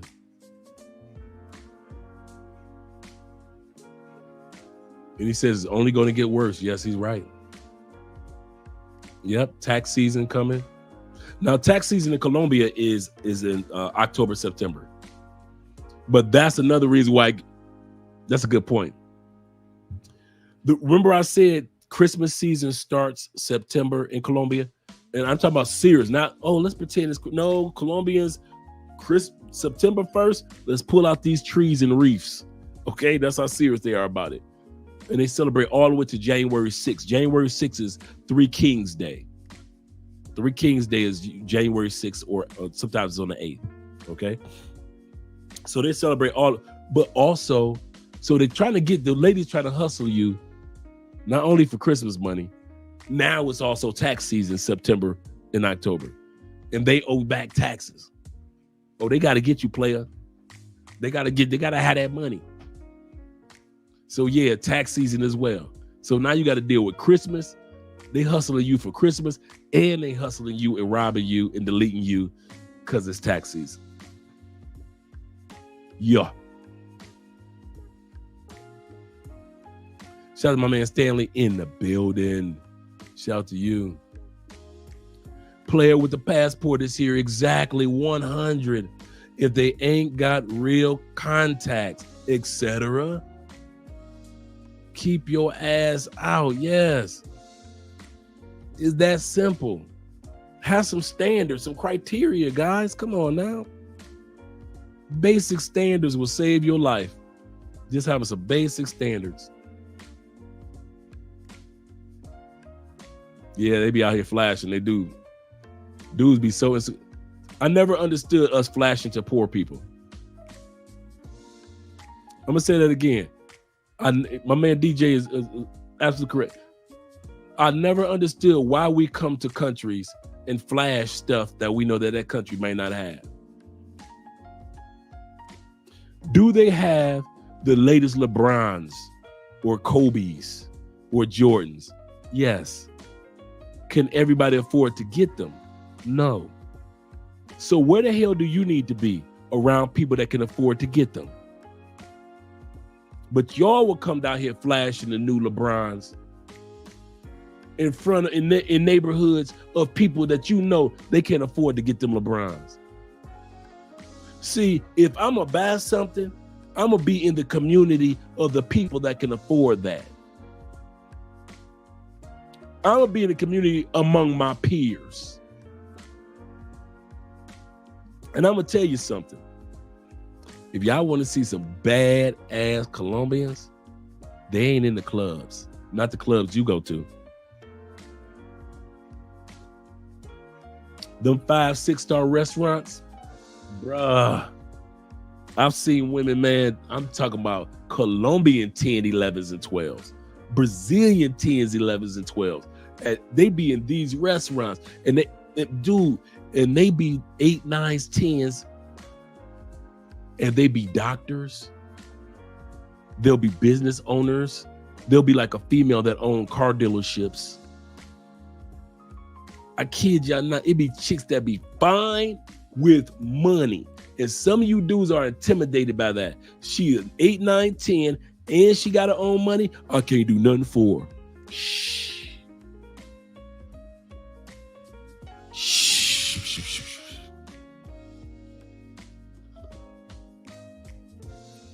Don't you never say that.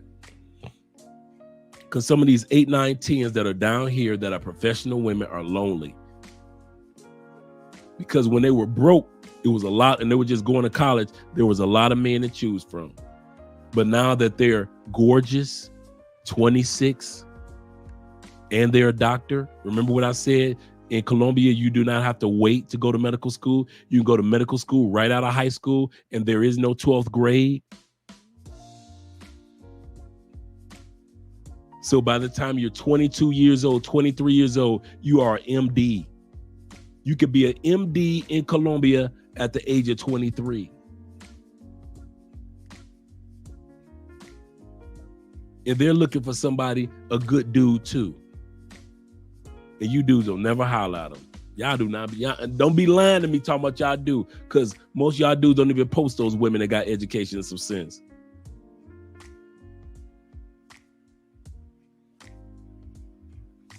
I'm trying to think of, and I'm not saying this in an egotistical way. I mean this for the bottom of my heart.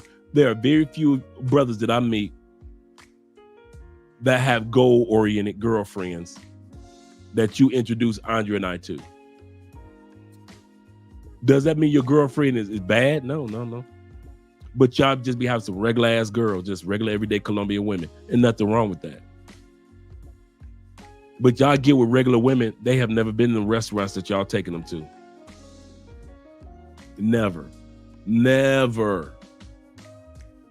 They'll mention the restaurant and y'all say, hey, Dre, should I go to that restaurant? I say, who is she to you?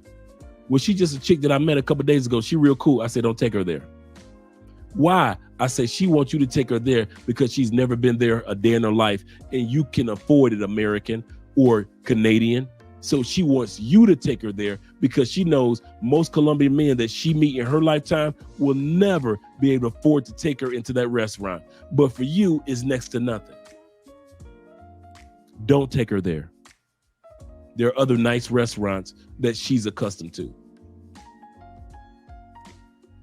Because if you take her there, she's going to automatically assume that you'll take her to those type of spots all the time and spend that type of money on her all the time. Well, I like the best of the best. Well, if you like the best of the best, why you keep fucking with the broke of the broke and taking her to the best of the best? You dudes love taking broke bitches to 5-star restaurants instead of getting you a 5-star woman to take to a 5-star restaurant. A woman that knows how to eat soup properly, that knows how to use a spoon and a fork properly, that knows how to put the napkin over her lap properly.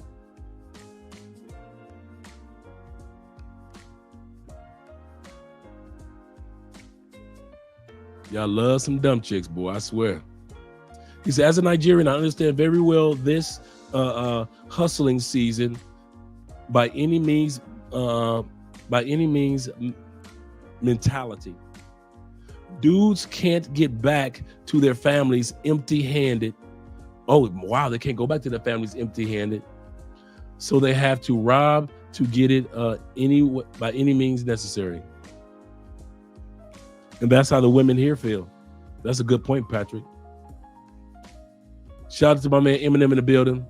He said, can you do that in Thailand with zero problems? You know what? You know what the hustle I hear in Thailand? They play the long game, man. There's always illegal activity no matter where you go in the world. Don't get it twisted. I heard Thai women ain't drugging and robbing dudes. I'm not hearing stuff like that. But the hustle of your money, man, I don't know which one is worse.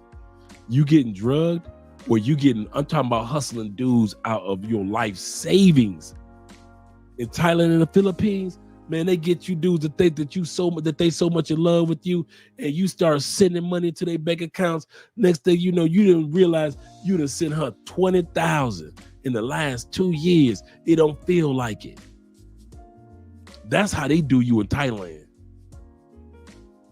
No, they ain't gonna drug you, but they gonna rob you, slow bleed like a vampire.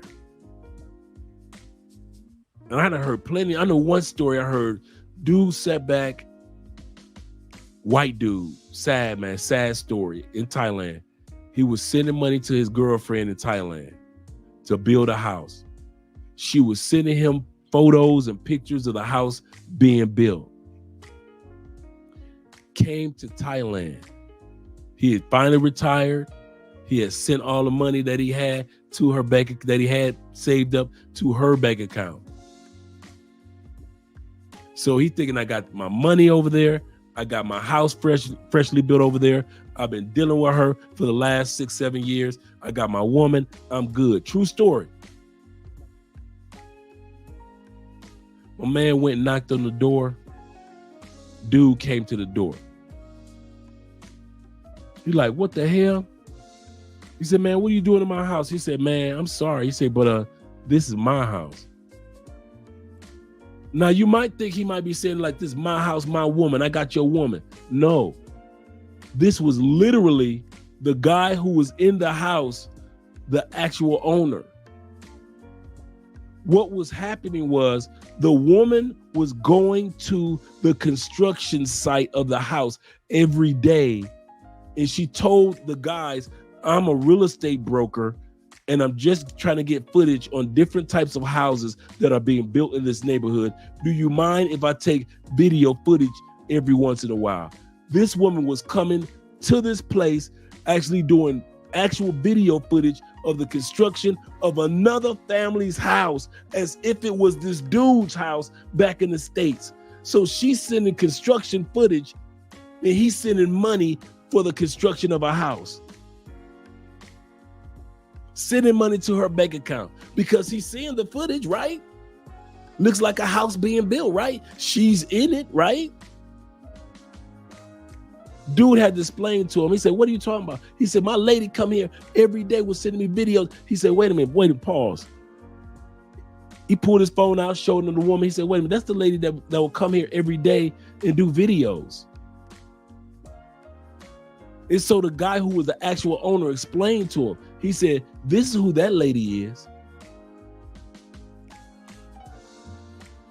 Dude never saw his money again. He never saw a house. Think about it. You just retired. You zoomed from the States 20-something hours all the way to Thailand. You think you got a house and your money waiting for you over there with your woman. And you find out ain't no damn house, ain't no money. You retired, so you ain't got no job to go back to in the States, and ain't no woman.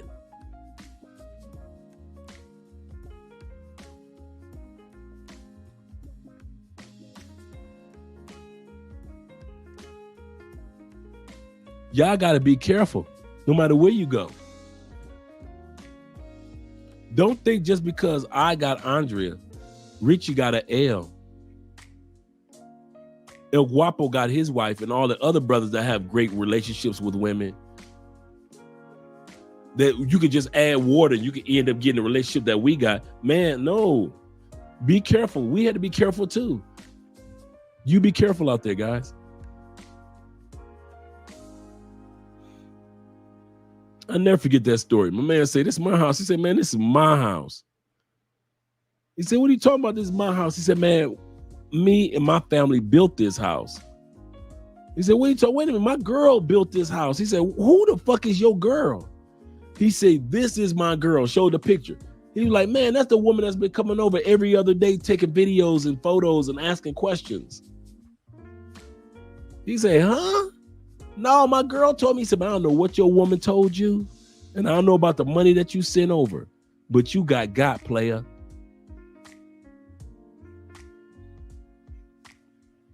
He said, exactly. We don't know what we are talking about. Dre, they say we haters. Hey, of course. Men will call another man hater, but they will never call the women that drug them haters. They'll call them wrong. They'll call them every other thing, but they won't be like, them some haters. I don't care.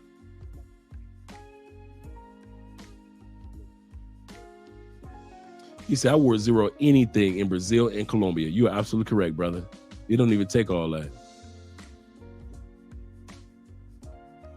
Let me scroll down a little further.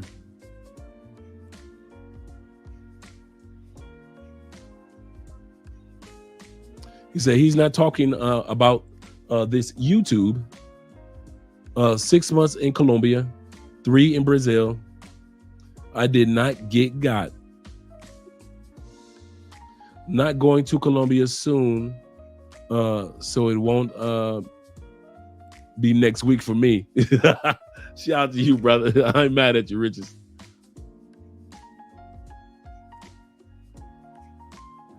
Yeah, stay away from brothers. Darth, spread the word. We've been spreading the word for the last few years. Do not go on Tinder. I know one dude that's successful on Tinder, and I had to ask him down here in Cali. I said, he's my partner. And I said, dude, how the hell are you successful on Tinder like you are? He said, Dre, I'm gonna tell you the truth. You've been telling me for the longest to stay away from Tinder. He said, I guess I'm just lucky, I guess. He said, but I know what I'm looking for. He said, I know who I will accept and not. And most of the women that he deal with on Tinder, they all have something to lose. That's one of the things that he does. I kid you not. All he ever introduced to business women that own this, women that own that, women that got careers in this or careers in that. It's never some broke chicks. That's one thing I can say about him and Tinder. He does not waste his time communicating with a chick that's broke or doesn't have a career or anything. He said, as soon as I noticed that they got all the time to be with me, he said, I cut them off. No, he said, I don't do no broke chicks. He said, if a chick got 1 or 2 days for me, because I know what she's doing as far as her career, he said, them the ones I kind of deal with. He said, so I've been kind of lucky, man. I said, man, I don't see how you do it. But you can't say that. And I've met a couple of his young ladies, and they are really nice ladies. I kid you not, beautiful, gorgeous. Very nice, very professional. When he comes to town, no matter what city, if they're in Bogota, they'll fly in to see him,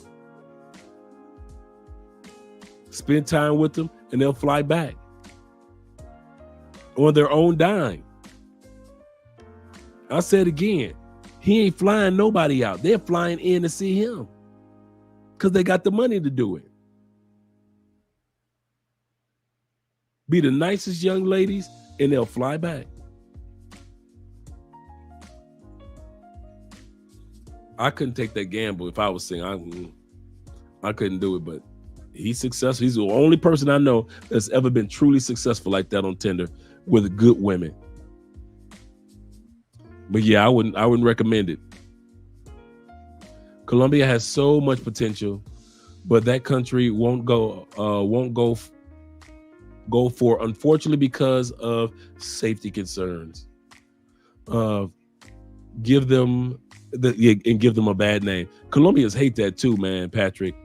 They hate that their country has such a bad name around the world. They really do not like it.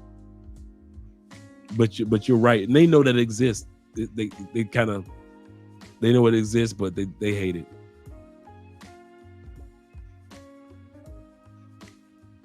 Let me hit these super chats real quick. Shout out to my man Ray in the building. He said, between you and Richie Mack, I can't make up my damn mind where I want to go first.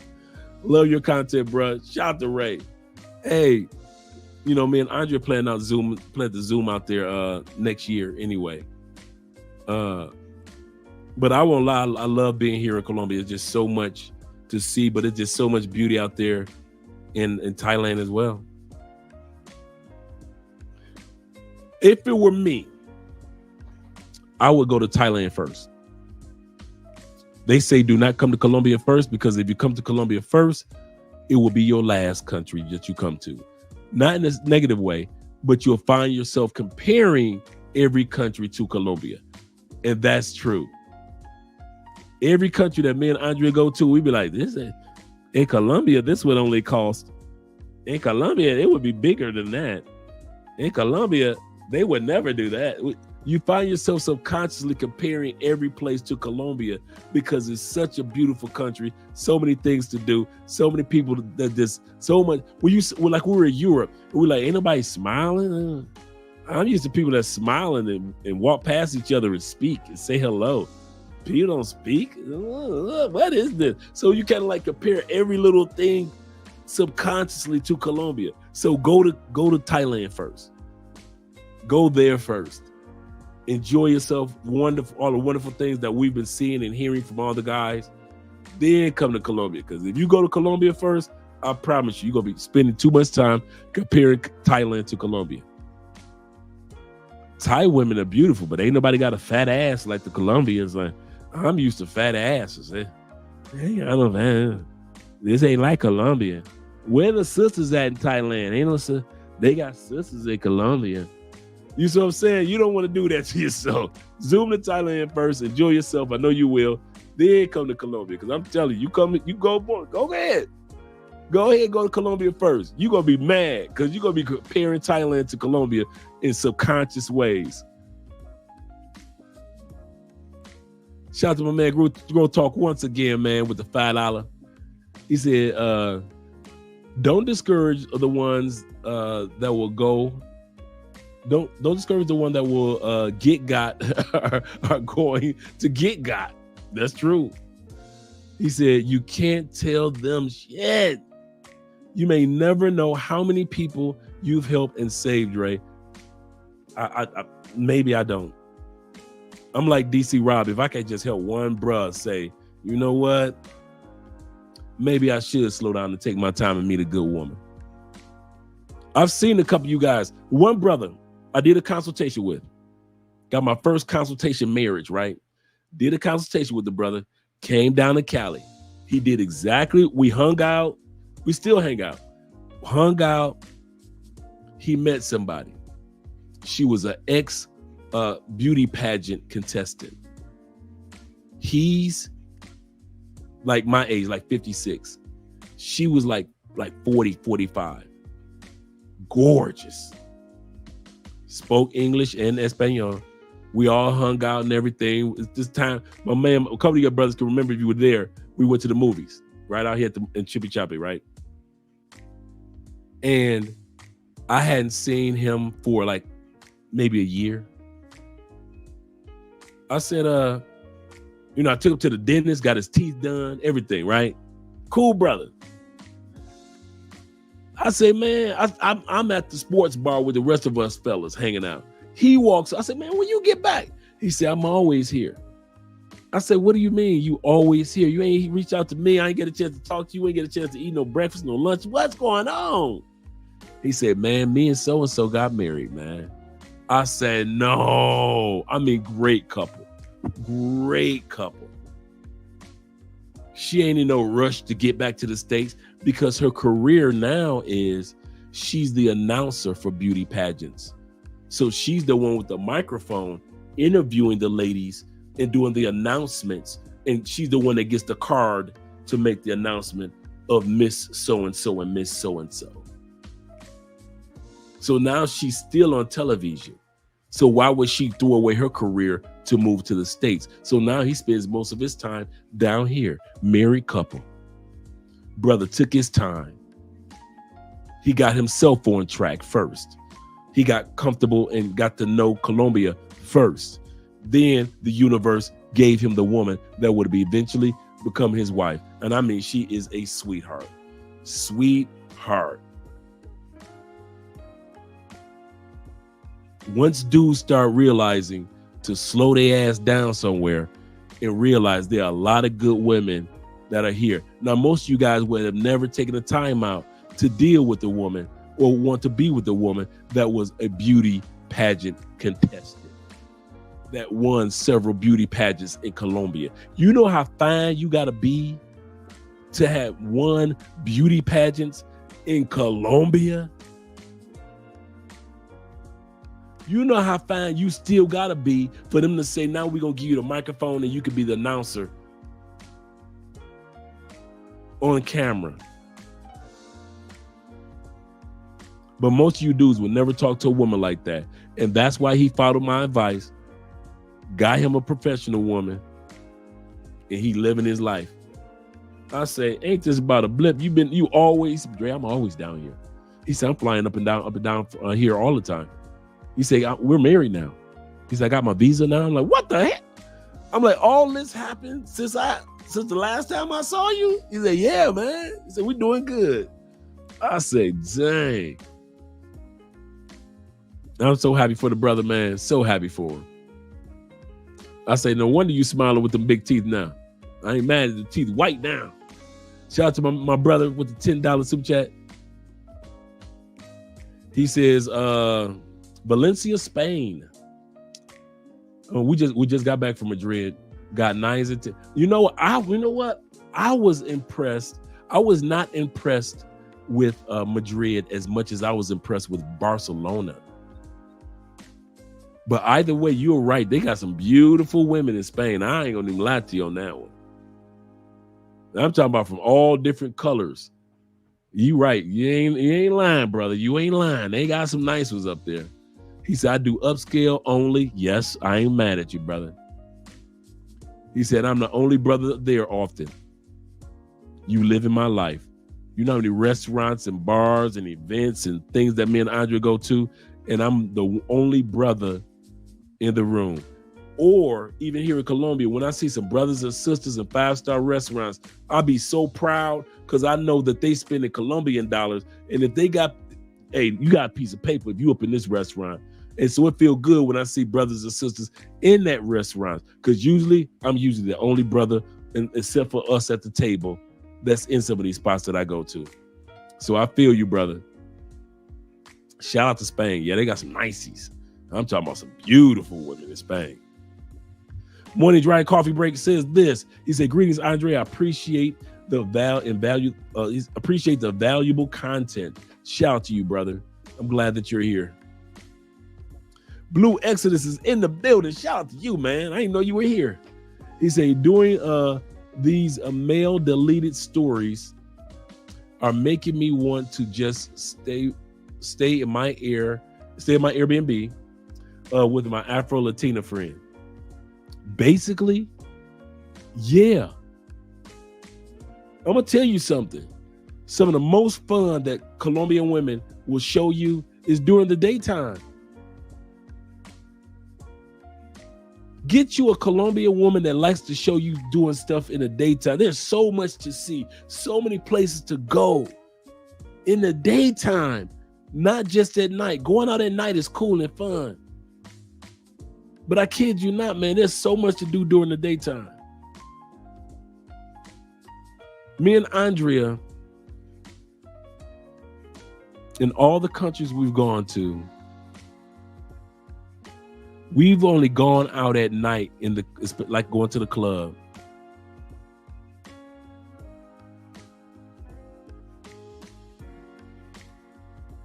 Twice. The Art Factory in Cuba, which is ranked number one clubs in the world. The Art Factory in Cuba.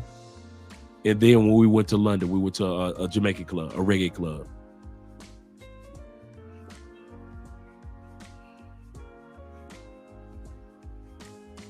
That's it. Most of the photos you guys see of me and Andre, you notice, most of it's in the daytime. And you see we have a great place going to so many undiscovered locations that we've never imagined. Like we went out in London and, you know, at night because, you know, Christmas lights. But we were in the most expensive parts of London. So, yeah. Yeah. Oh, shoot. My man. Oh, man. Theo was in the building. He said, man, my white side won't allow me to dance. What? Bruh. Hey, Theo, you are the prime candidate that Colombian women love. A dude that can't dance, oh, they just think you like this little fawn, this little innocent. I will show him. I will groom him. I will teach him the way. They love dudes that can't dance. As long as you're willing to try, you can just be doing a little step to the side, and they will. Okay, cool. Love you, babe. They will sit back and just like you, this little innocent. We grown men, and they would just. I want to be the one to say that I molded him on the dance floor. So dudes like you, prime candidates.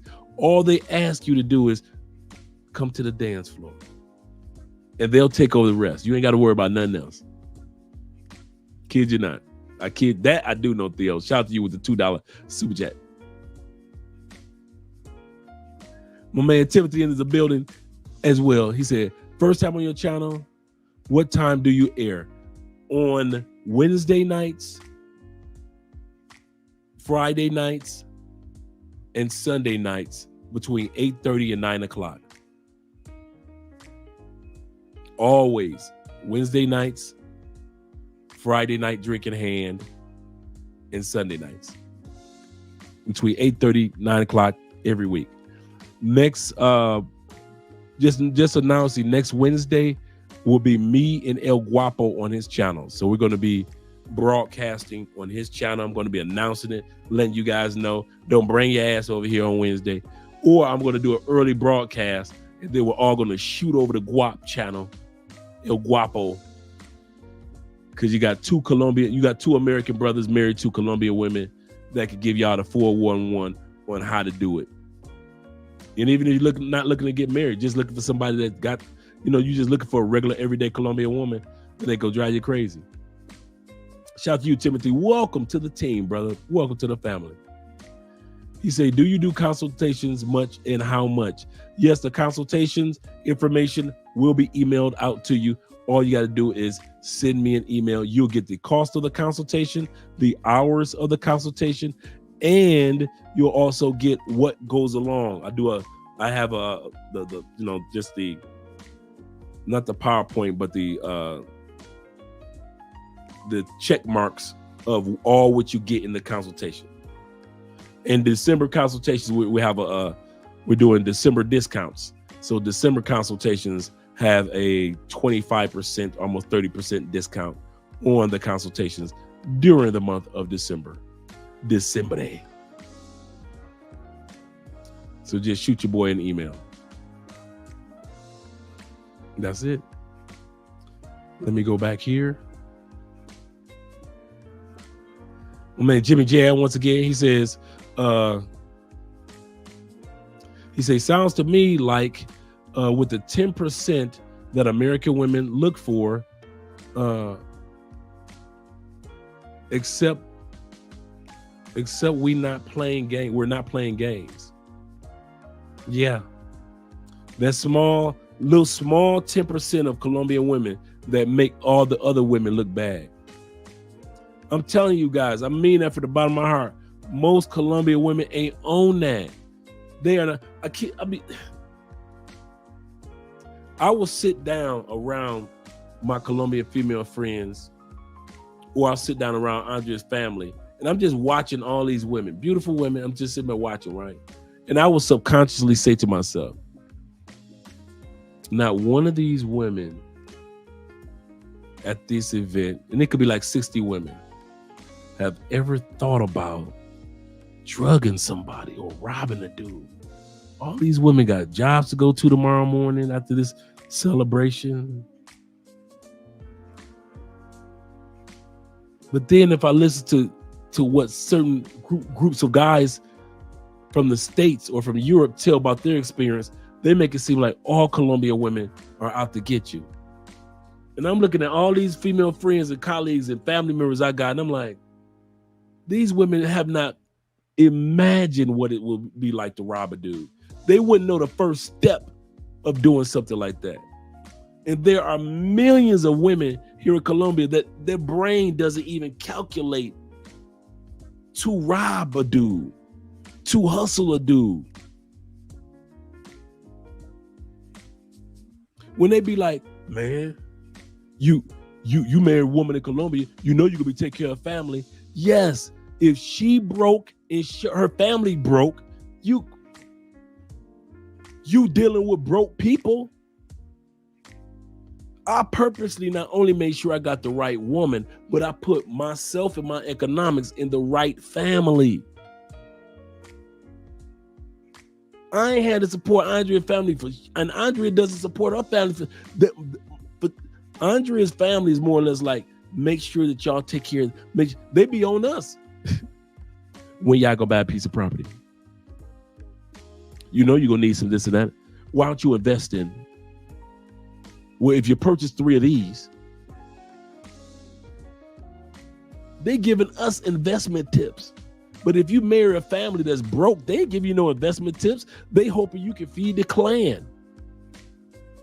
That's correct. When women say, you know, you go to South America or you go to other countries, you're gonna have to feed the family. Yeah, because she come from a broke ass family. I wasn't gonna be with nobody that was broke minded and came from a broke family. Nah. There was a method to my madness. Y'all think all this coincidental. All right. Y'all keep on thinking your boy's stupid. I'm sly like a fox. My brother Jimmy, once again, with the $2, he said, out of the country, where are we? He said, out of the country where we are wanted. Yeah, we're not playing games, and we're out of the country where we're wanted. Correct. El Grim is in the building. Shout out to you with the $5 El Grim. He said, what up, though, Dre?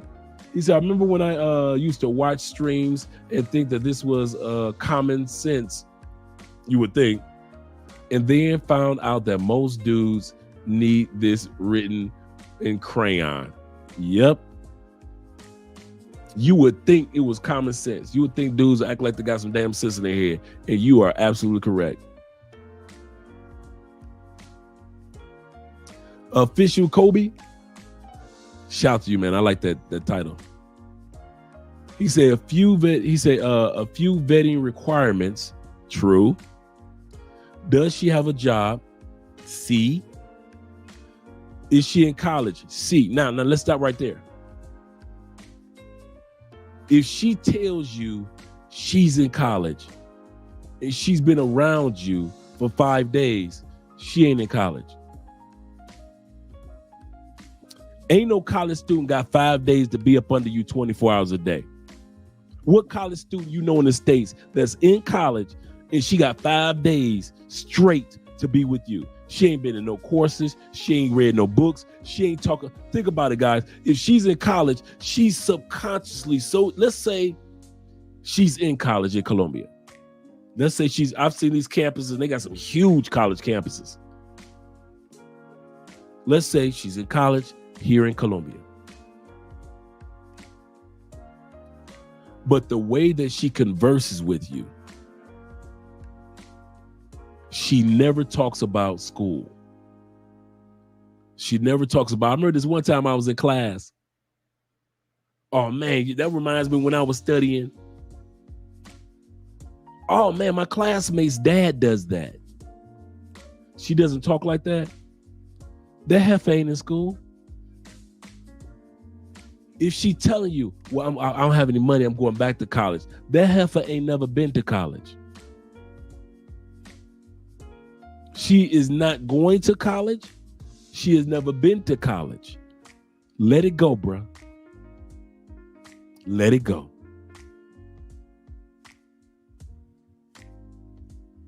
She ain't got no friends that y'all bump into from campus. None of that.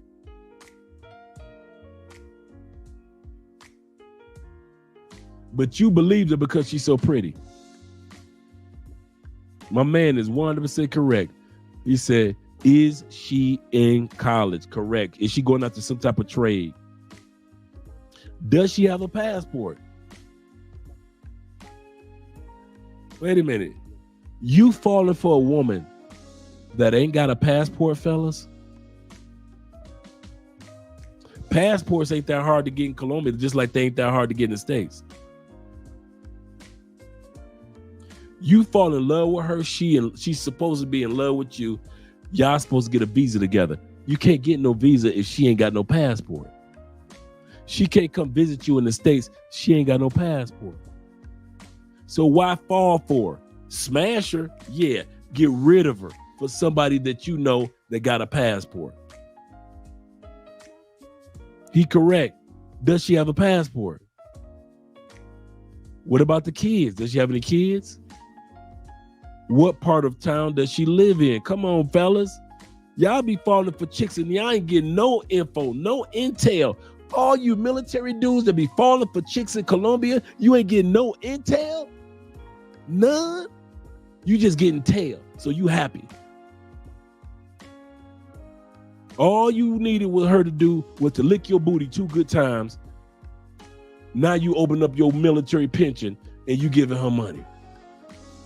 You giving her a monthly stipend. She says she in school. You ain't never call her. You did 50 FaceTimes while you back in the States. 50 FaceTimes you've done with her. Now, one time have you called her with a FaceTime doing homework? She's never shown you a school book, never showed you a pen, piece of paper, notepad, backpack full of books. You ain't seen none of those signs, and yet you still sending money. But you supposed to be ex-military. I know bullshit when I see it. Get the fuck out of here. You ex-military brothers, I'm telling you, some of y'all are so disappointing. Because I thought that at least y'all brothers would be on game. Nope. Some of y'all are, but many of y'all get so much gang ran on y'all ex-military dudes. Be like, damn, is it that serious? He said, just to name a few. Shout out to you, man. All those were good points. My man, Timothy. He said, provide your email slowly. I'm ready. Hold on, Timothy. Let me pull it up on the banner for you, brother, so you can actually see it. There you go. aspence2011 at gmail.com. aspence2011 at gmail.com. I'm gonna leave that up there for a moment, Tim. Shout out to you. Let me scroll to the bottom. Scrolling to the bottom now. We're here. Scroll. You can tell, boy, I can't wait till I get this surgery on my voice. I swear it cracks just like I'm 12 years old. I'll be like, babe, what you doing? Like I'm a shorty.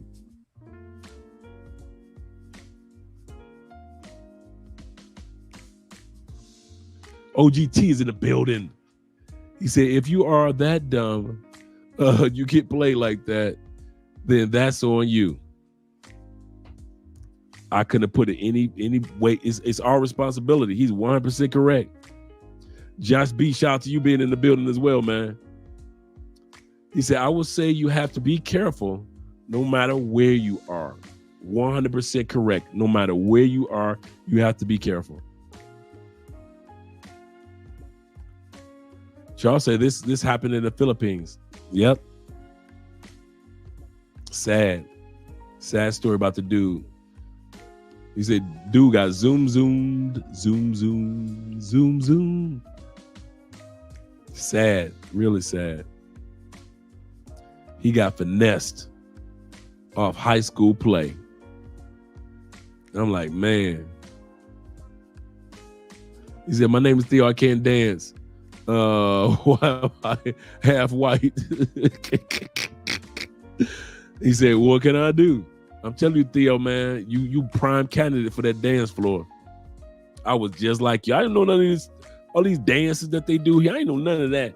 But because I didn't, they thought it was just so cool. And I see it every time. I tell you guys, when you come, I say, man, if a female asks you to dance, go out there. Even if you don't know what you're doing, they will think it's cute. And all of a sudden they'll be like, let me show you how to do it, baby. They love it, man. That's an icebreaker and a half, not knowing how to dance. Take it from me. I see it all the time. All the time. What amount teachers get to teach English as a second language? I wouldn't know. I wouldn't know how much they make. What amount do teachers get to teach English as a second language? I don't know. I mean, I know doctors, just your regular MD doctor makes about $3,600. No, $2,000 a month. The average doctor here in Colombia makes $2,000 to $3,000 a month. Now, if you're a specialist, you might make up to $5,000 a month. I want you to let that sink in. Most of you guys in the comment section make more than $5,000 a month. And I know most of you make more than $2,000 a month. So when y'all come down here and y'all don't holler at these female doctors, and you make way more than $2,000 a month, but y'all rather be with the girl that's making $400 a month, $500 a month, I love her. It don't matter how much she make. All right. Broke women produce broke children. All right. That's the other thing. If you like her that much, you want her in your life, and she broke, guess what she gonna be teaching your kids to be? Okay. She broke, her family broke, but you love them. Man, please, you ever have offspring with that child, you're gonna have a broke ass child that you're gonna be taking care of for the rest of your life, including her family and her.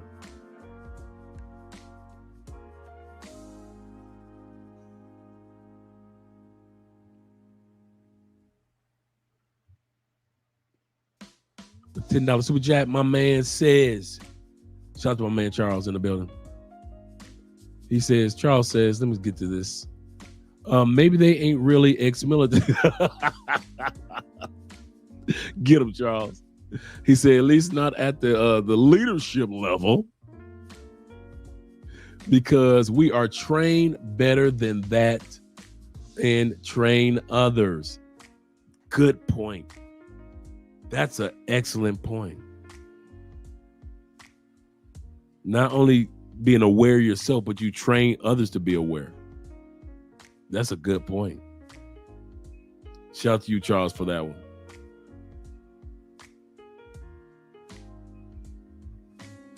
What's the best Spanish language app? You asking a guy that's still learning Spanish? I would say Duolingo, number one. Oh, I would say the best Spanish learning course that comes with the app is Pimsleur. All you guys swear on Pimsleur. Because Pimsleur teaches you conversational Spanish in the middle of a conversation. So a lot of you guys swear on Pimsleur. I know some of you, Pimsleur is in 5 modules. Some of you guys on module 3. And I swear, when I'm sitting with you at a restaurant, your Spanish is so fluent. And you'll be like, man, I only know 30% of my Spanish. And I'll be like, that's 30%? Every one of you guys that I know that use Pimsleur, you guys are killing it. And you guys are like, I'm only on level 1. Like, what? I'm like, wait till this dude get to level 5. Number 2, Duolingo. I've heard excellent things. Number 3 is Babbel. That's the third one, Babbel. I've heard great things about Duolingo and Babbel app. Without a doubt. He said that passport question is a great way to vet. Yes, to vet right out the gate, asking her about a passport. And you suggested it in the other day in the other live stream. Yes. Just in your first conversation with her, hey, baby, what you up to? Hey, by the way, do you happen to have a passport? No, I don't. You gonna help me get one? No, bitch, no. No, I'm not here to help. No, I'm just here I'm here to gather information. And if you ain't got a passport, you gotta let it go. He said for a doctor, that's chump change. Right. Dude, Colombian senators only make like $3,700 a month. Dudes, you guys do not. Hey Frank, what blows me away about us guys that are from Europe or from the States. You do not realize how our average dollars blow the upper echelon away in some of these countries. Now, don't get it twisted. There's a lot of multimillionaires in these countries in South America. Don't get that twisted. But what we would consider those people that hover under $1 million, like 100,000 to $1 million in our country, in Colombia is just a doctor making like 35,000 a year, 24,000 a year. School principal making 20, 34,000 a year, 35,000 a year. You a school principal, you the teacher of teachers. Senators making only 60,000 a year. You like, are you kidding me?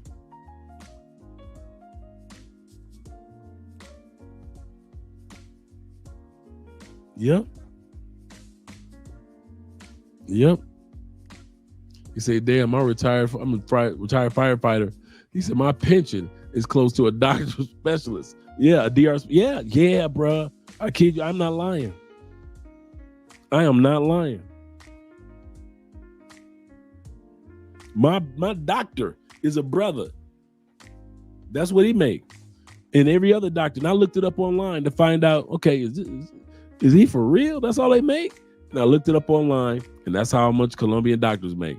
And they're good. I mean, really good doctors. It's not like you lose in quality of service. It's just they don't make that money like that. Solo Traveler ORD, he said, Pimsleur is the truth. Shout out to my brother. That's another married man to a Colombian woman. Shout out to Solo Traveler. All right, guys, I'm about to shut it down. We've been here for 4 hours. Thank you guys for all the super chats. Let me make sure I got all the cash apps that's going to the Children's Cancer Foundation. Make sure I got everybody. Mr. Grenetic. I hope I pronounced that. Oh, Ginger, was it Greg-nificent?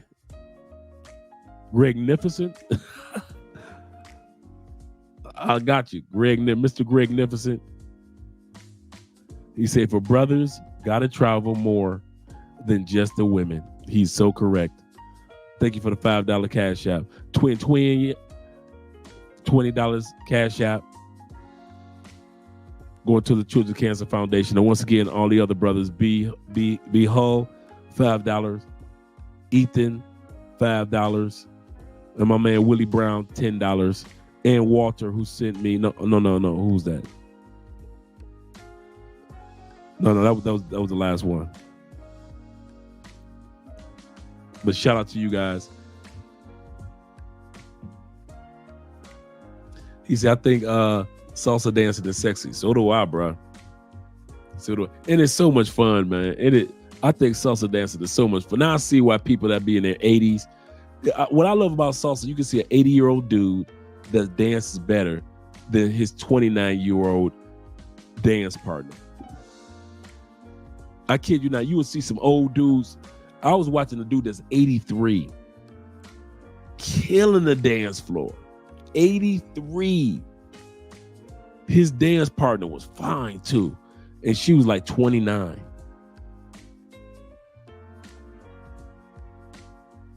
And you'll see it all the time. You just see it in the clubs, like everybody from every age, every walks of life, everybody dance with everybody. That's what I like about salsa. We're going to end it with this one. These chicks are overwhelming. The doctors are over. Oh, these chicks are, or maybe these dudes are overlooking the doctors and lawyers and firefighters in the say in the States, overlooking y'all in the States. They are too worried about the rappers and the street dudes. And all you dudes who are the firefighters, the doctors, and the lawyers, when you're not working, use your passports, bros. Use your passports. I'm up out of here, guys. Thanks again for all that you guys do. Once again, my name is Andre of Andre and Andre's Love Crossing Borders. Be seeing you guys Wednesday for an early live stream on Wednesday. But then we all gonna run over to El Guapo channel, and we're gonna really enjoy the rest of the evening on Wednesday night. El Guapo starts at 10. So I'll have the link and everything for everybody to join. See you guys later. Enjoy your work week. I love you, brothers. I really do. Be safe out there.